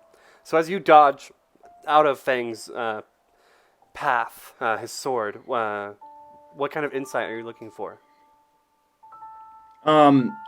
This is somewhat unreasonably. This is we've ended up in Trip's best situation, chaos, but clear delineated lines about who's friend and foe, largely. So I think who's a threat and who's not a threat to me.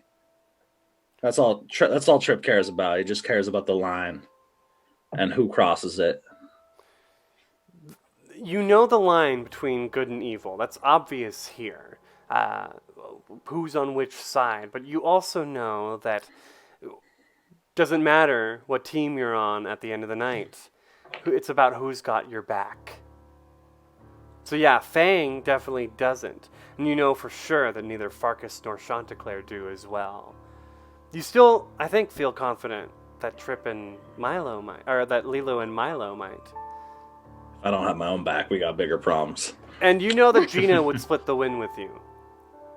But would That's Shinnok? good. Yeah, that's good to know. But would Shinnok? That's a good question. I'm going to pitch that one to Maddie. I think that I think that Shinnok would. Whether she's her darkest self or not, as her darkest self, I think she sees this as an opportunity to sort of win Trip's loyalty to her, almost, if she were to, Yeah. And as her non-darkest self, it's I think it's a little bit, it's a little bit more altruistic, but right now, like, I think she has Trip's back, insofar as she knows that Trip is potentially a very valuable asset. So you know, Trip, that your only ally here, for sure, absolutely, is Shinnok. Is Shinnok still her darker self currently? Yes. What's the status? I don't know. I don't think. You did pull 2 packs. Yeah. I think she's probably like shaking off the she Okay. sees Lilu like get stabbed, and I imagine Lilu howls, and I think that like kind of I'm not even breaks her out. Yeah. The And eyes lose their glossiness. yeah, and she'd honestly, like, for a second just stop, like, looking around at the situation, looking at her hands. Because you just pushed yourself back with magic and like hit the wall. Yeah. So Milo and Elaine are on the ground, and Elaine is holding your handkerchief, Milo. Are we cutting to me at this point? I think so. Okay. So I want to do a dumb thing. So Elaine is sort of crouched over Milo. Milo's on the ground, still clutching his chest wound, and he looks up into Elaine's eyes. Oh, Miss Elaine, I'm terribly sorry. I made something of a fool of myself. I was sort of hoping that would be a little impressive, and it's all turned wrong. You're bleeding. And I'm trying to turn someone on. Oh my god! I'm gonna lose it. Roll with hot. I'm trying to turn Elaine on because I did dumb, stupid heroics to impress her. This is what I love about Monster Hearts. You're in the middle of like So fighting good. for your so life. Good. And it's like, well, I am going to roll to turn her on. Yep. That's what I got. Milo on the ground, sucking chest wound. Yeah, but I hope she thinks I'm cool. Rocket. Interesting. Okay, here's how the math is gonna go. Got a 10. Hot, -1. 9. Got a +1 forward from my move. Try harder next time. In which I get +1 forward when I screw up. So, gonna add that +1 forward back in. We're back up to 10, folks. Oh my All right. god. Success, you've got a string on her. And choose one of the reactions below. She gives herself to you, she promises something she thinks you want, or she gets embarrassed and acts awkward.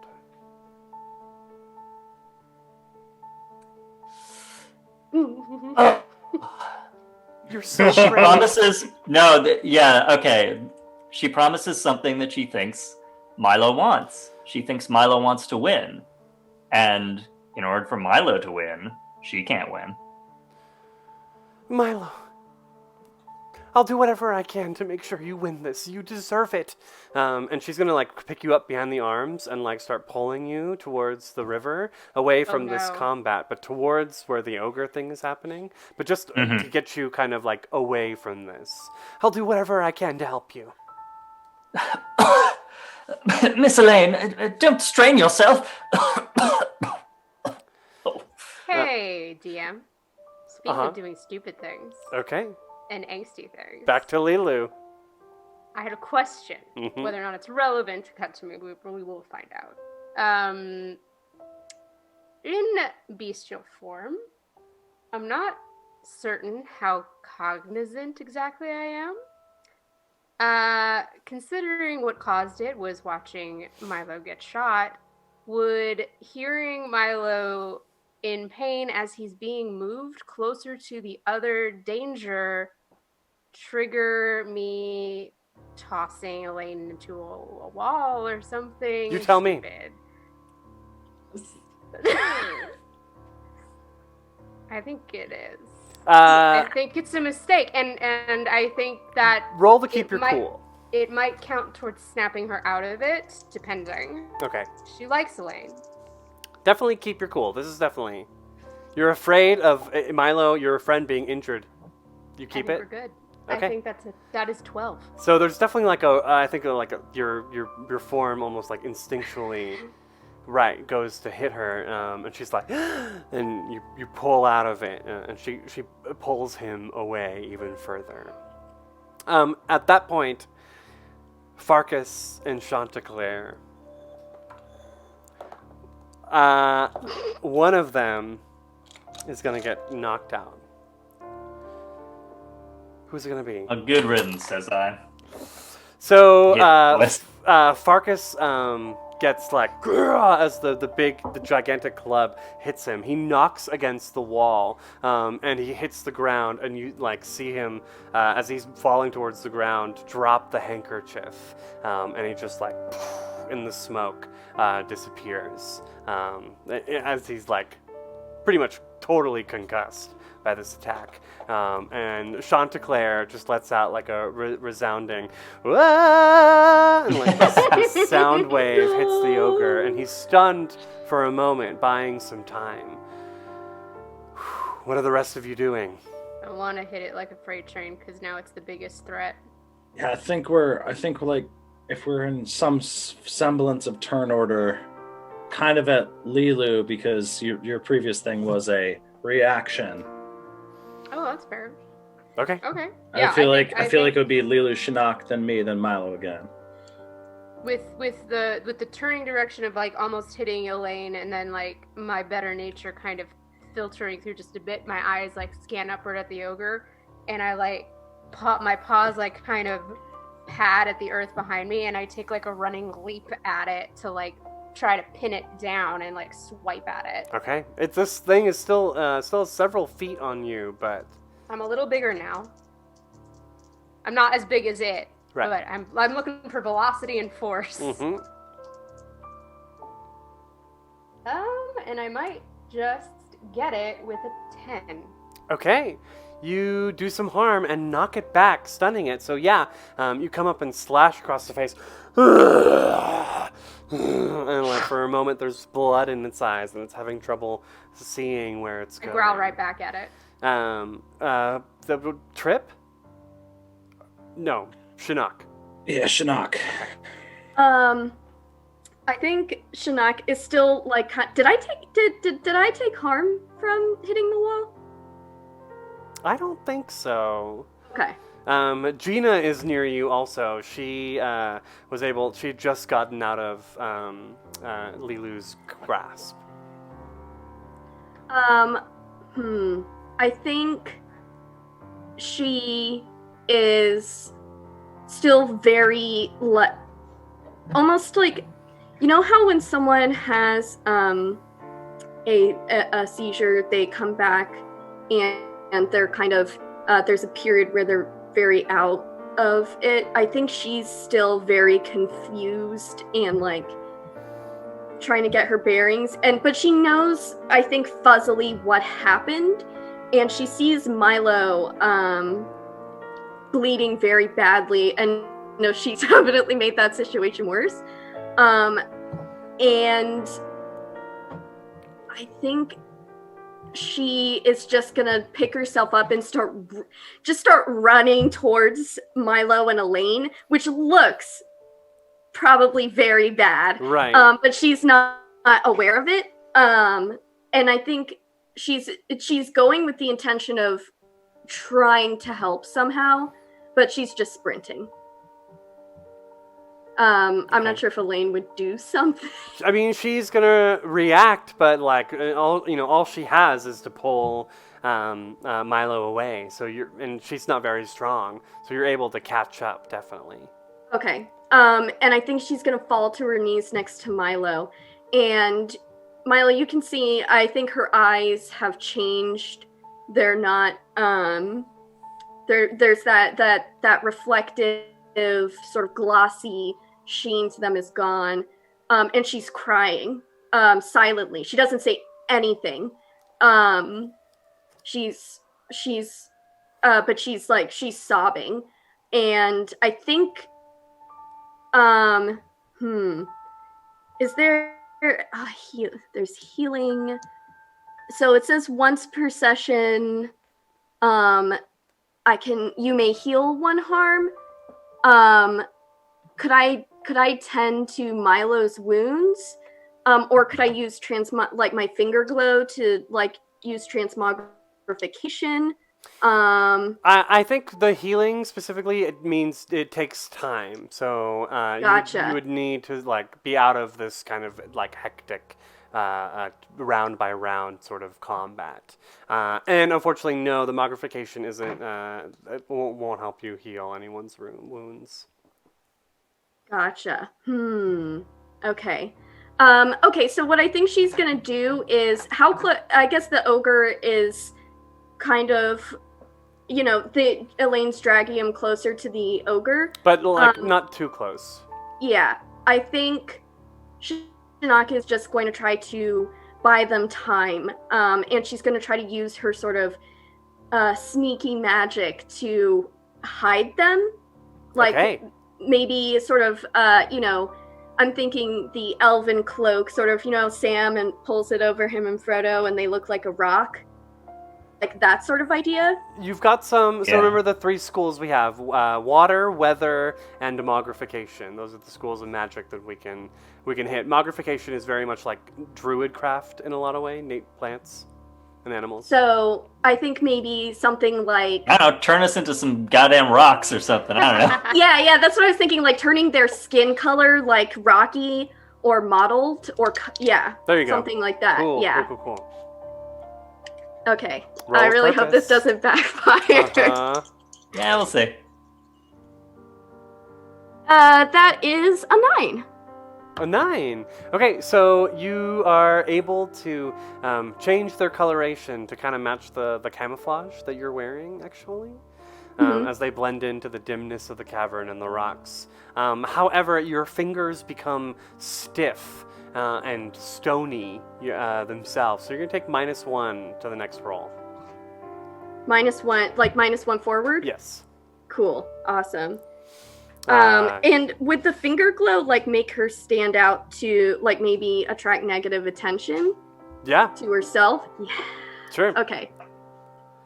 Cool. Back to... Yeah, I think there's just this very, very brief moment where you're doing this and Milo, meets your gaze eye to eye and looks into your tear-filled eyes, and all he says is, "Miss Shinnok." And she looks away. In shame. She doesn't say anything. What are you doing? There's a scream from behind you as Gina just tries to tackle you from behind, Shinnok. I'd like to have a conversation with her about that. All right, Trip, what do you do? I would like to throw Fang into Gina. Oh my god. Okay, so we're gonna lash out, and you're gonna need a high roll for this. Like a great man once said, when you've got a lot of problems, turn them into solutions for each other. All right, so we're lashing out. And I have a forward in this, I believe. From being awesome. Yeah. Sure. So, that's going to be a +2. Oh, yeah. So that's a total of 12. We got a 10 on the... Oh, so yeah, describe how you knock Fang and Gina out. So, right after I bust, so there's just this immediate, like, Trip had basically saddled up, just kind of, just getting closer, real confident, just keeping us calm, and then just threw an elbow and just right into Fang's face. Mm-hmm. And then as he's responding from that, I'm kind of assuming he's going to try to stab me with the sword he's holding. Right. So, so Trip will basically grab, twist, and judo throw him into swing him around and it's kind of coincidental that this throw is happening while Gina's rushing forward, but that also the only ally I trust fully is about to be attacked. So enemy 1 becomes a projectile towards new enemy number 2. Okay. And so just launch him. Yeah, and he just like spins into the frail young woman, and they both like knock heads and fall to the ground. And his hawk just kind of like takes off and is circling quietly in the chamber above. Is Trip still not close? Yes. Oh yeah, Trip's He's badass. quite naked. Jesus. He's just like, you good? Just a points directly, goes, you good? She gives a thumbs up and like definitely gives him the like up and down and says, so they were wrong about the transmogrification. Cool. Okay. Yeah, just very, very naked. Elaine is pulling Milo, and she's like, "Yeah, you've certainly got a large amount of scars." What are you Mario, talking? like Oh my, Mr. Trip! Fun family entertainment, everybody. Yes. There's So lots of scars, yeah. Scars happen. They're a sign that we've learned from our mistakes. Definitely not, I don't know what subtext you're talking about. Lilu, you're with the ogre, and Chanticleer is over there, and he doesn't have a weapon. He's not actually taking swordplay. He's in the animal communication class, so he's busy trying to use his song magic to try and like distract the ogre, giving you a chance for an opening. Yeah, I'm gonna bite it like right on the jugular and like try to like rip it out. Go for it. Terrifying. Werewolf. Yep, that's probably gonna do it for another 10. Okay. Describe how you take out the ogre. Oh, Jesus. Farkas and Chanticleer had done some work. Horribly. I think then it goes exactly as I was calling that shot. Then I think that while she has the ogre pinned in like this blood haze of power and dominance, which comes with my darkest self, especially with like that kind of last lucid conversation with Farkas about I'm not as weak as I think that I am, and I literally with this bite attack rip this ogre's throat clean off, and the blood is just dripping down Lilu's like fur-covered neck at this point. Chanticleer like like just like gasps like what? Oh my god! And like pins it straight down and like has like a big ol' howl of victory races out of her. Holy shirt. So things quiet down in the cavern after that. Chanticleer's in the corner, like just like stunned at Lilu's ferocity. Elaine is busy like pulling Milo away, trying to keep him safe.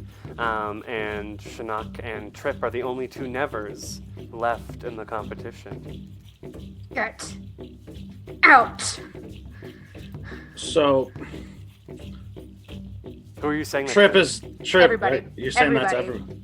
So Trip is just ignores that. Trip's gonna walk over to Milo and is oh did I see that happen? I don't know that I saw that happen. That's very inconvenient. The magic? Yeah, the magic. Yeah, they're I think Shinnok is gonna shakily say, Milo's hurt real bad. It's real bad. Should probably check on that. Yeah, you scars, and do you know how to fix? I'll take care of those two. And she's pointing at Fang and Gina. And Dude as well. All three of them are out cold. All right. So Trip just goes, yeah, I got it. Oh, Trip. So Trip's gonna go over to where Milo and his would-be paramour are. Trying so hard. Yeah, you're trying so hard, and I'm so proud of you as a player, as a character. Oh, buddy. So you guys are blended in, right? Yeah. Yeah, I mean, Cool. I think it would be dumb of us to continue moving after Shinnok cast that spell. So I think we're just sort of like trying to remain still and sort of hunched by like the cave wall. Does the geography of that make sense? Totally. Yeah, that tracks. Okay. So Trip's gonna walk over and hold a hand out to Milo. Mr. Trip. Just reaching down to like give you a hand up, basically. And Milo will, I think first say to Elaine, "It's all right. He's a friend." Extend the hand. So Trip grabs your hand, pulls you up, and then slams you against the cave wall. Do I need to roll for that? Are you lashing out? It's less lash out, more. This is more dramatic. I'm not trying to actually hurt him. I'm just trying to pin him a little bit. What's your... I mean, let's keep going until we need to contest So something. just leans in, just takes a deep, like...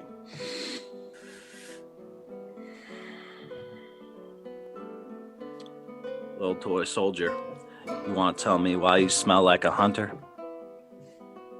I'm sorry, Trip. I don't have any idea what you mean. Please unhand me. I'm quite wounded. Is there, does Milo have, is his kerchief visible? The handkerchief? Yeah. Definitely. Doesn't Elaine physically have it? No, she left it on you. She was dragging you. Okay, so I It's think it's sort of like tucked into the front of my my uniform coat. Mm-hmm. And so Trip's just gonna lean in real, like, uncomfortable close, like, within like a couple inches, just be like, we're gonna talk about this later. And then reaches down, grabs the handkerchief, just throws it behind him. No, I Milo! catch it. And Well, Trip, I was and gonna try to contest that, but that's cool. If you want to get out. Elaine is like, no, Milo! And she like looks at you, horrified, Trip, and like throws her own handkerchief down. And follows right after him. Oh.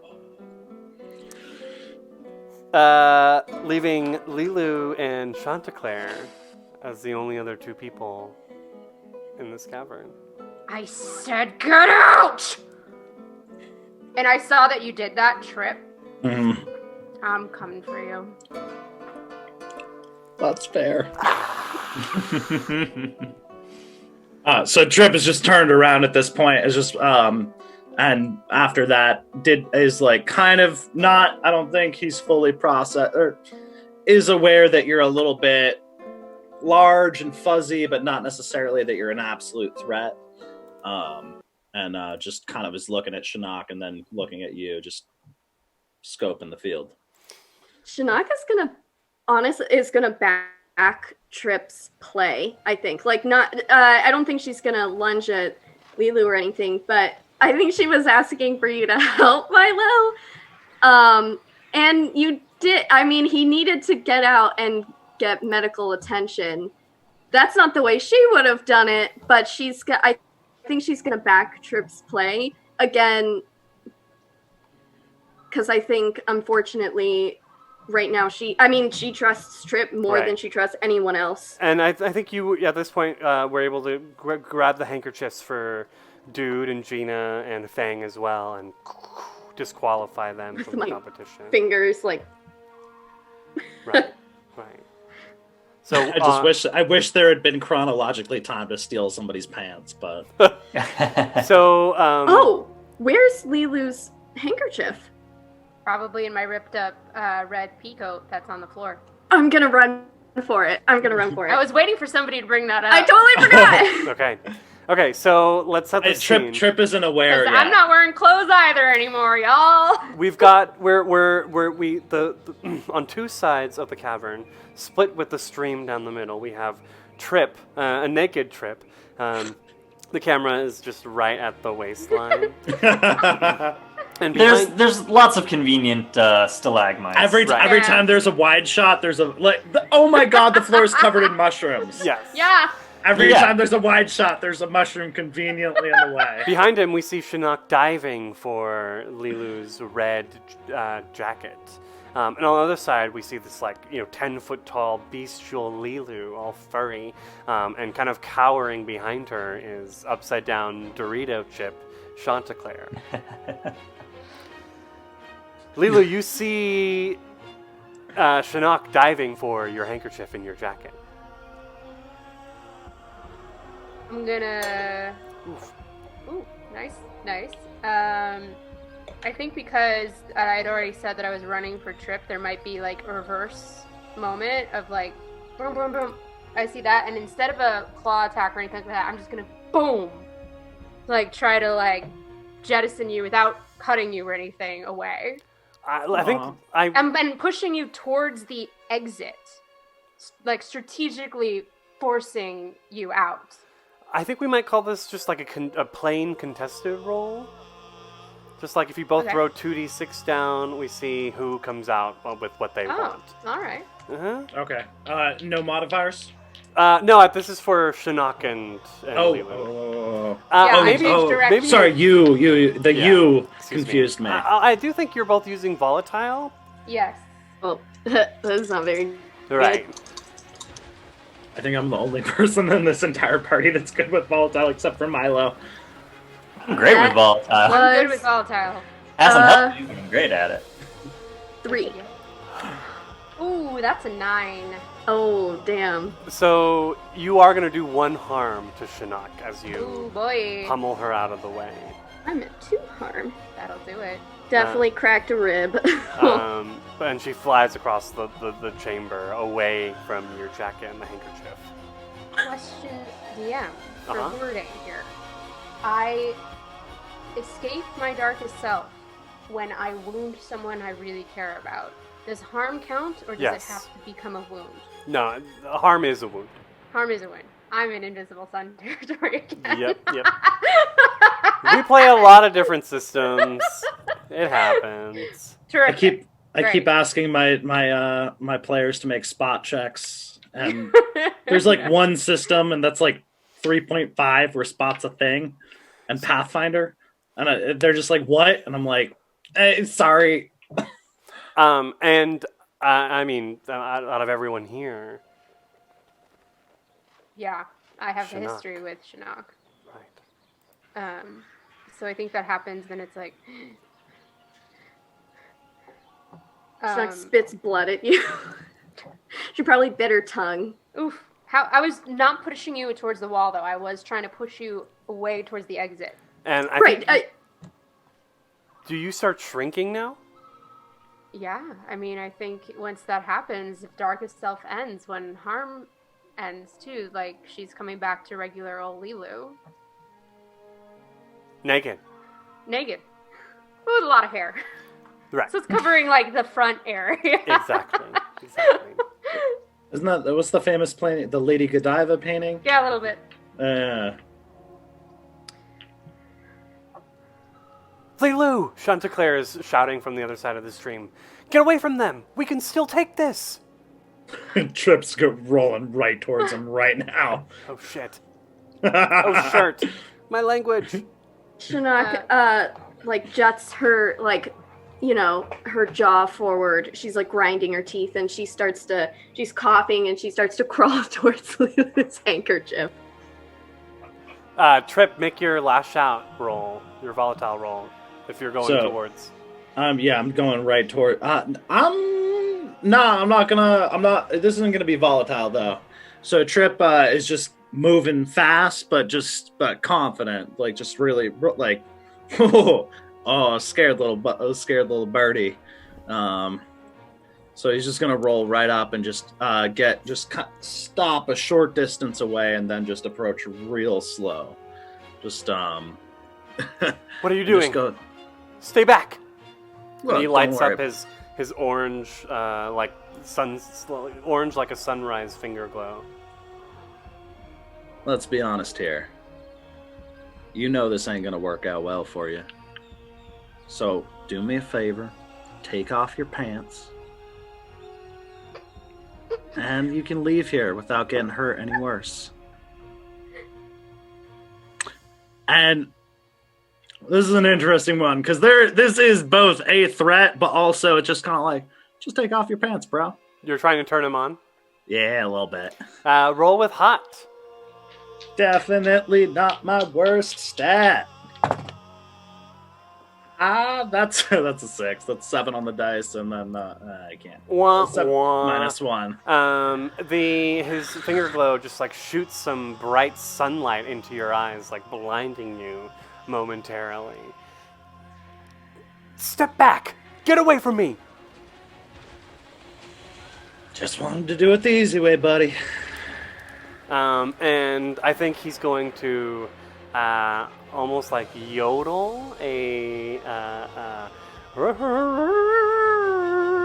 the Don Bluth movie.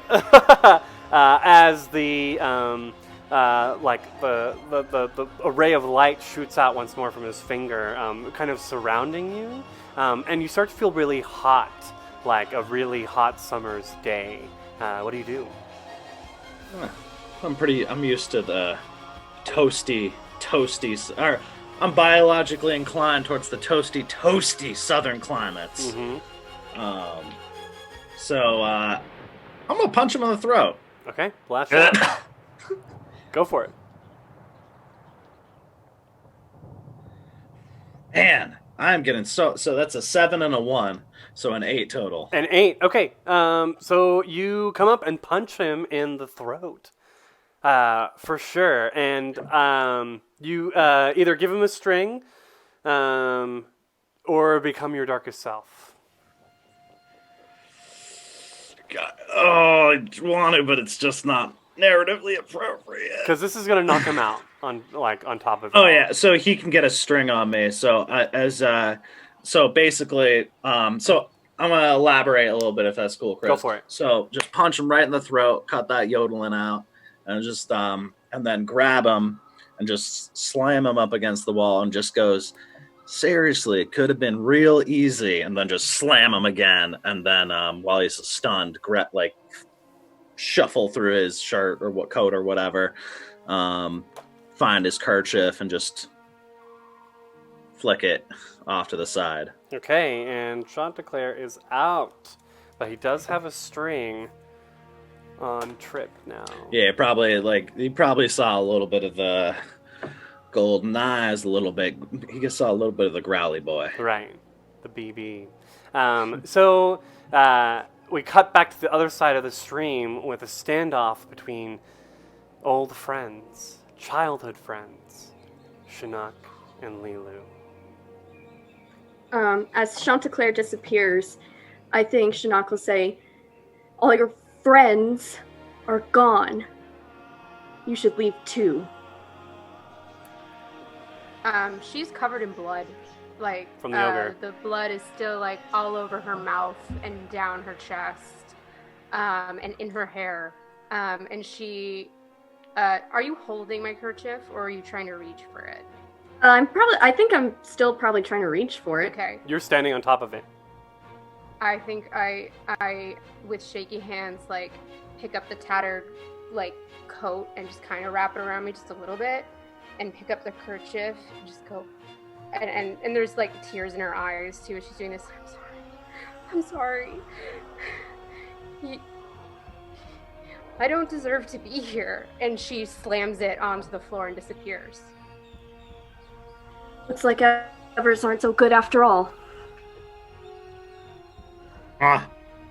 You just from across the cavern, you just hear a, huh. Are you okay? I've had worse. You're very pink. Yeah, it burns a little. It's not cooperating too well with those thorn piercings either. Ugh. Are we the only two left? I think so. No, so you do have to wait until dawn. You have to make it to dawn to win the challenge. I think. Was that spell a harm, Chris? No, it was not. No, I mean, it's not going to put me at 4. I was just curious. It wasn't. Okay. It was just mildly inconvenient. Trip's just gonna kind of sidle over, and there's water running through here, right? Yep. I'm just gonna plunk down. I don't suppose anybody left any pants. No. Looks around, just plunks down on like this edge of this little, I imagine, cave creek, and is just puts his feet in the water. Final moments between the two of you before the end of the trial by tale. So how long until dawn? Let's say 2 hours. So when you take time to tend to your wounds once per session, you may heal 1 harm. If someone else is there with you, tending to your wounds delicately and intimately, perhaps with subtext, you may heal an additional 1 harm. I think Shanaka's gonna sit down next to Trip, and she said she's like digging around in her pockets. She says, "I think I have some ointment. I could put it on if you want." You just sit. Yeah, Trip is just like kind of just neck bowed a little bit. Like I think clearly the worse for wear, if brain wise and head wise, and he just goes, "I'd appreciate it." Yeah, and I think Shinnok delicately and intimately tends to Trip's wounds. Just, there's probably I would imagine at some point through the process, there's Trip just kind of like looks over his shoulder and just big old puppy dog eyes and just goes, Oh. "Thank you, I appreciate it. It means a lot." I think she ruffles his hair. So in Monster Hearts, each playbook has something called their sex move, which doesn't necessarily have to be involving sex, but involves, between a very intimate moment between two people. Hey, I mean, my sex move says when you lie naked with another, and Trip is naked. Yes. Maybe you would need to make yourself naked, like, spiritually? Yeah. Yes. So I feel like this is a great chance to bust out these moves. But I don't want to... Obviously, I'm not trying to force any kind of, like, sexual content happening between people. I'm not gonna lie, this will be hella funny if we do this. So. Oh yeah. I'm totally down. I think it's hilarious. And Yeah. So, yeah, we should probably do Shinnok's first. I think when Trip does the big puppy dog eyes, Shinnok would probably try to kiss him. If he was like, obviously it's not going to force anything on him. But then she's going to say something like, I know what it's like to, for everybody to think you're bad and, I don't know, not understand you. Can you read the move out loud for us? Mine says, when you lie naked with another, you can ask them for a promise. If they refuse, take 2 strings on them. Okay. And I think her asking for a promise is gonna be, she's gonna say, I've never had anybody I can rely on, but I can rely on you, right? So I would say when Shinnok tries to kiss Trip the first time, he probably just kind of like ducks his head a little bit and just but doesn't move physically away. And when she says that, he kind of turns and just goes and kind of just makes that clear that would actually be accepted now. Yeah, she'll take that bait. Oh, So they kiss. Smoothing occurs. Chris is so excited about this. Dude, I have to do fan art. I'm supposed to be working on my portfolio. Hell yeah, fan Nope. And art. They're kissing. So- Put it in your portfolio. Yeah. So here's True. y'all ready for the angst fest that is Yes. my playbook. So, fun story. The Cerberus playbook. The sex move here is when you have sex with someone, tell them why you don't belong in their world. If they agree, give yourself a condition to reflect. If they disagree, you gain a string on them. Oh. So, like after some hot and heavy smooching, Trip is just kind of goes, look, I got your back, but I don't belong here. Like, I don't belong in either of these schools. This ain't like y'all think you're bad, but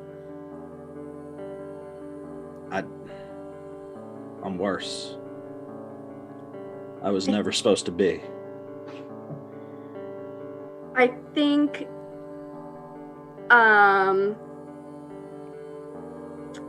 Shinnok, I think she's gonna I guess it would be disagree. No, but so she's gonna say,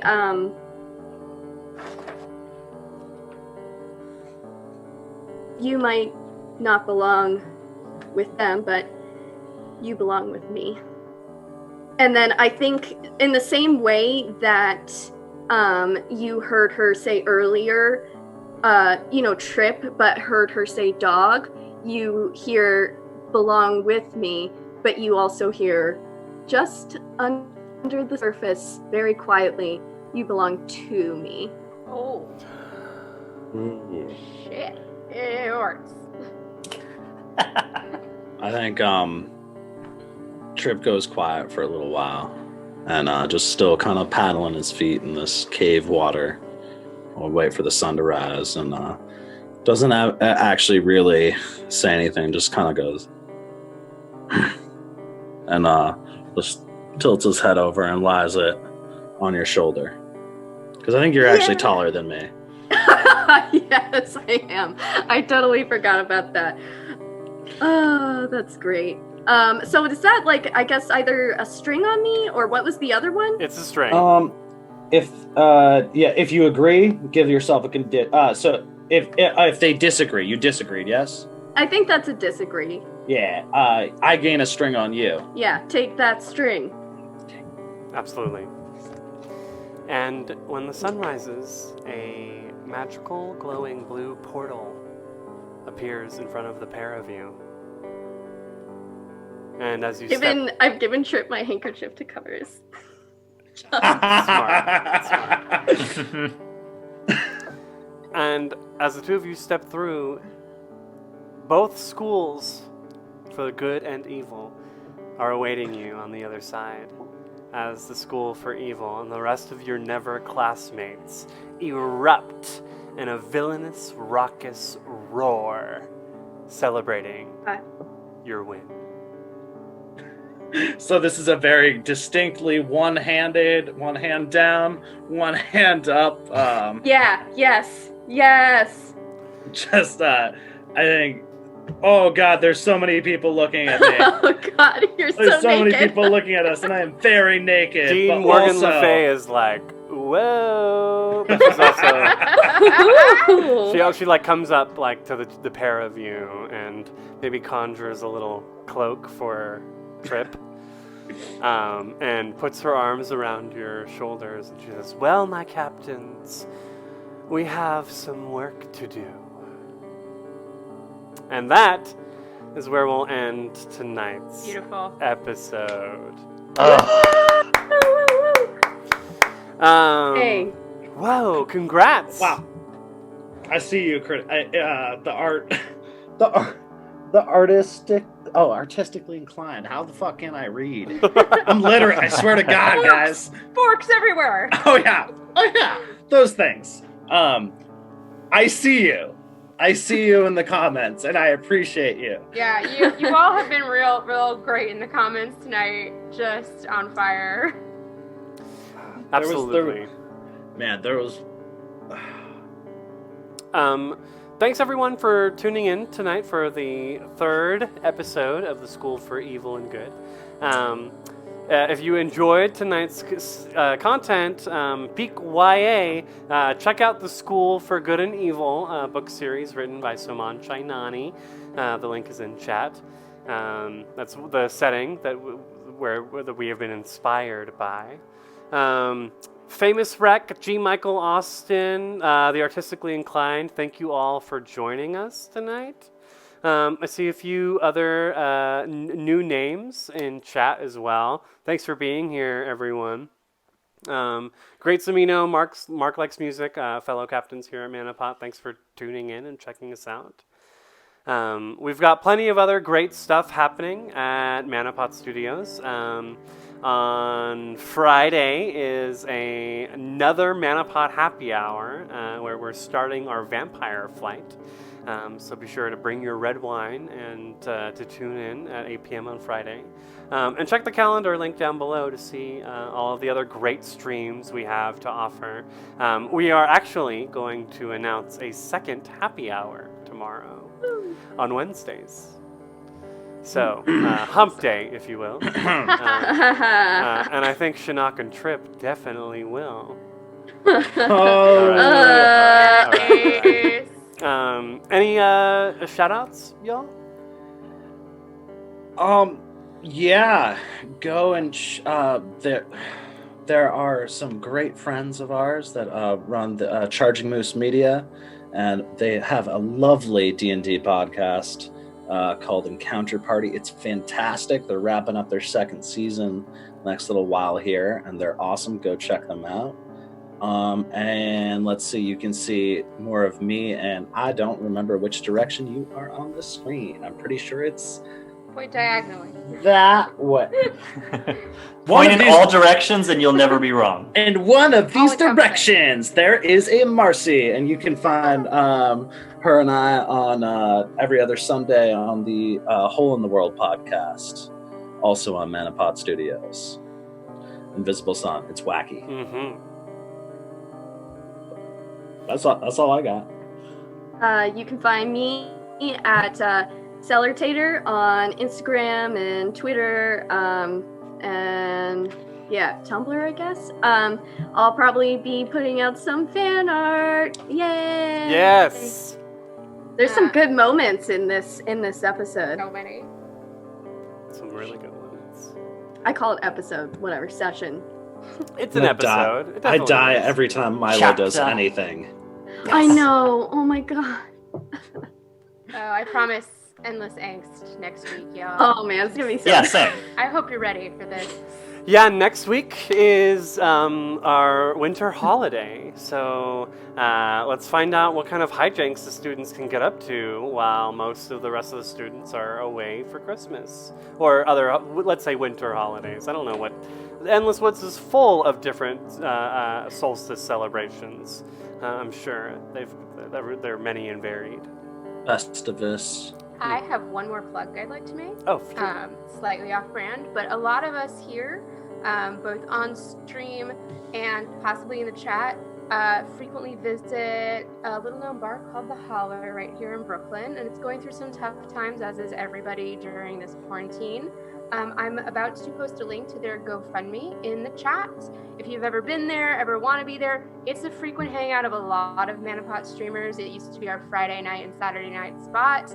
When this is over, we will be there with bells on all the time. And you can find that GoFundMe there. If you can drop like $5, $10, whatever you can do. The bartenders and people there are some of the best people ever, and they are friends of ManaPot. Awesome. And so with that, we will bid you good night. We are about to raid Welcome Party RPG. They're running a great role-playing game right now. So thanks again, everyone, for hanging out with us, and we'll see you next week when we return to the School for Evil and Good. Goodbye.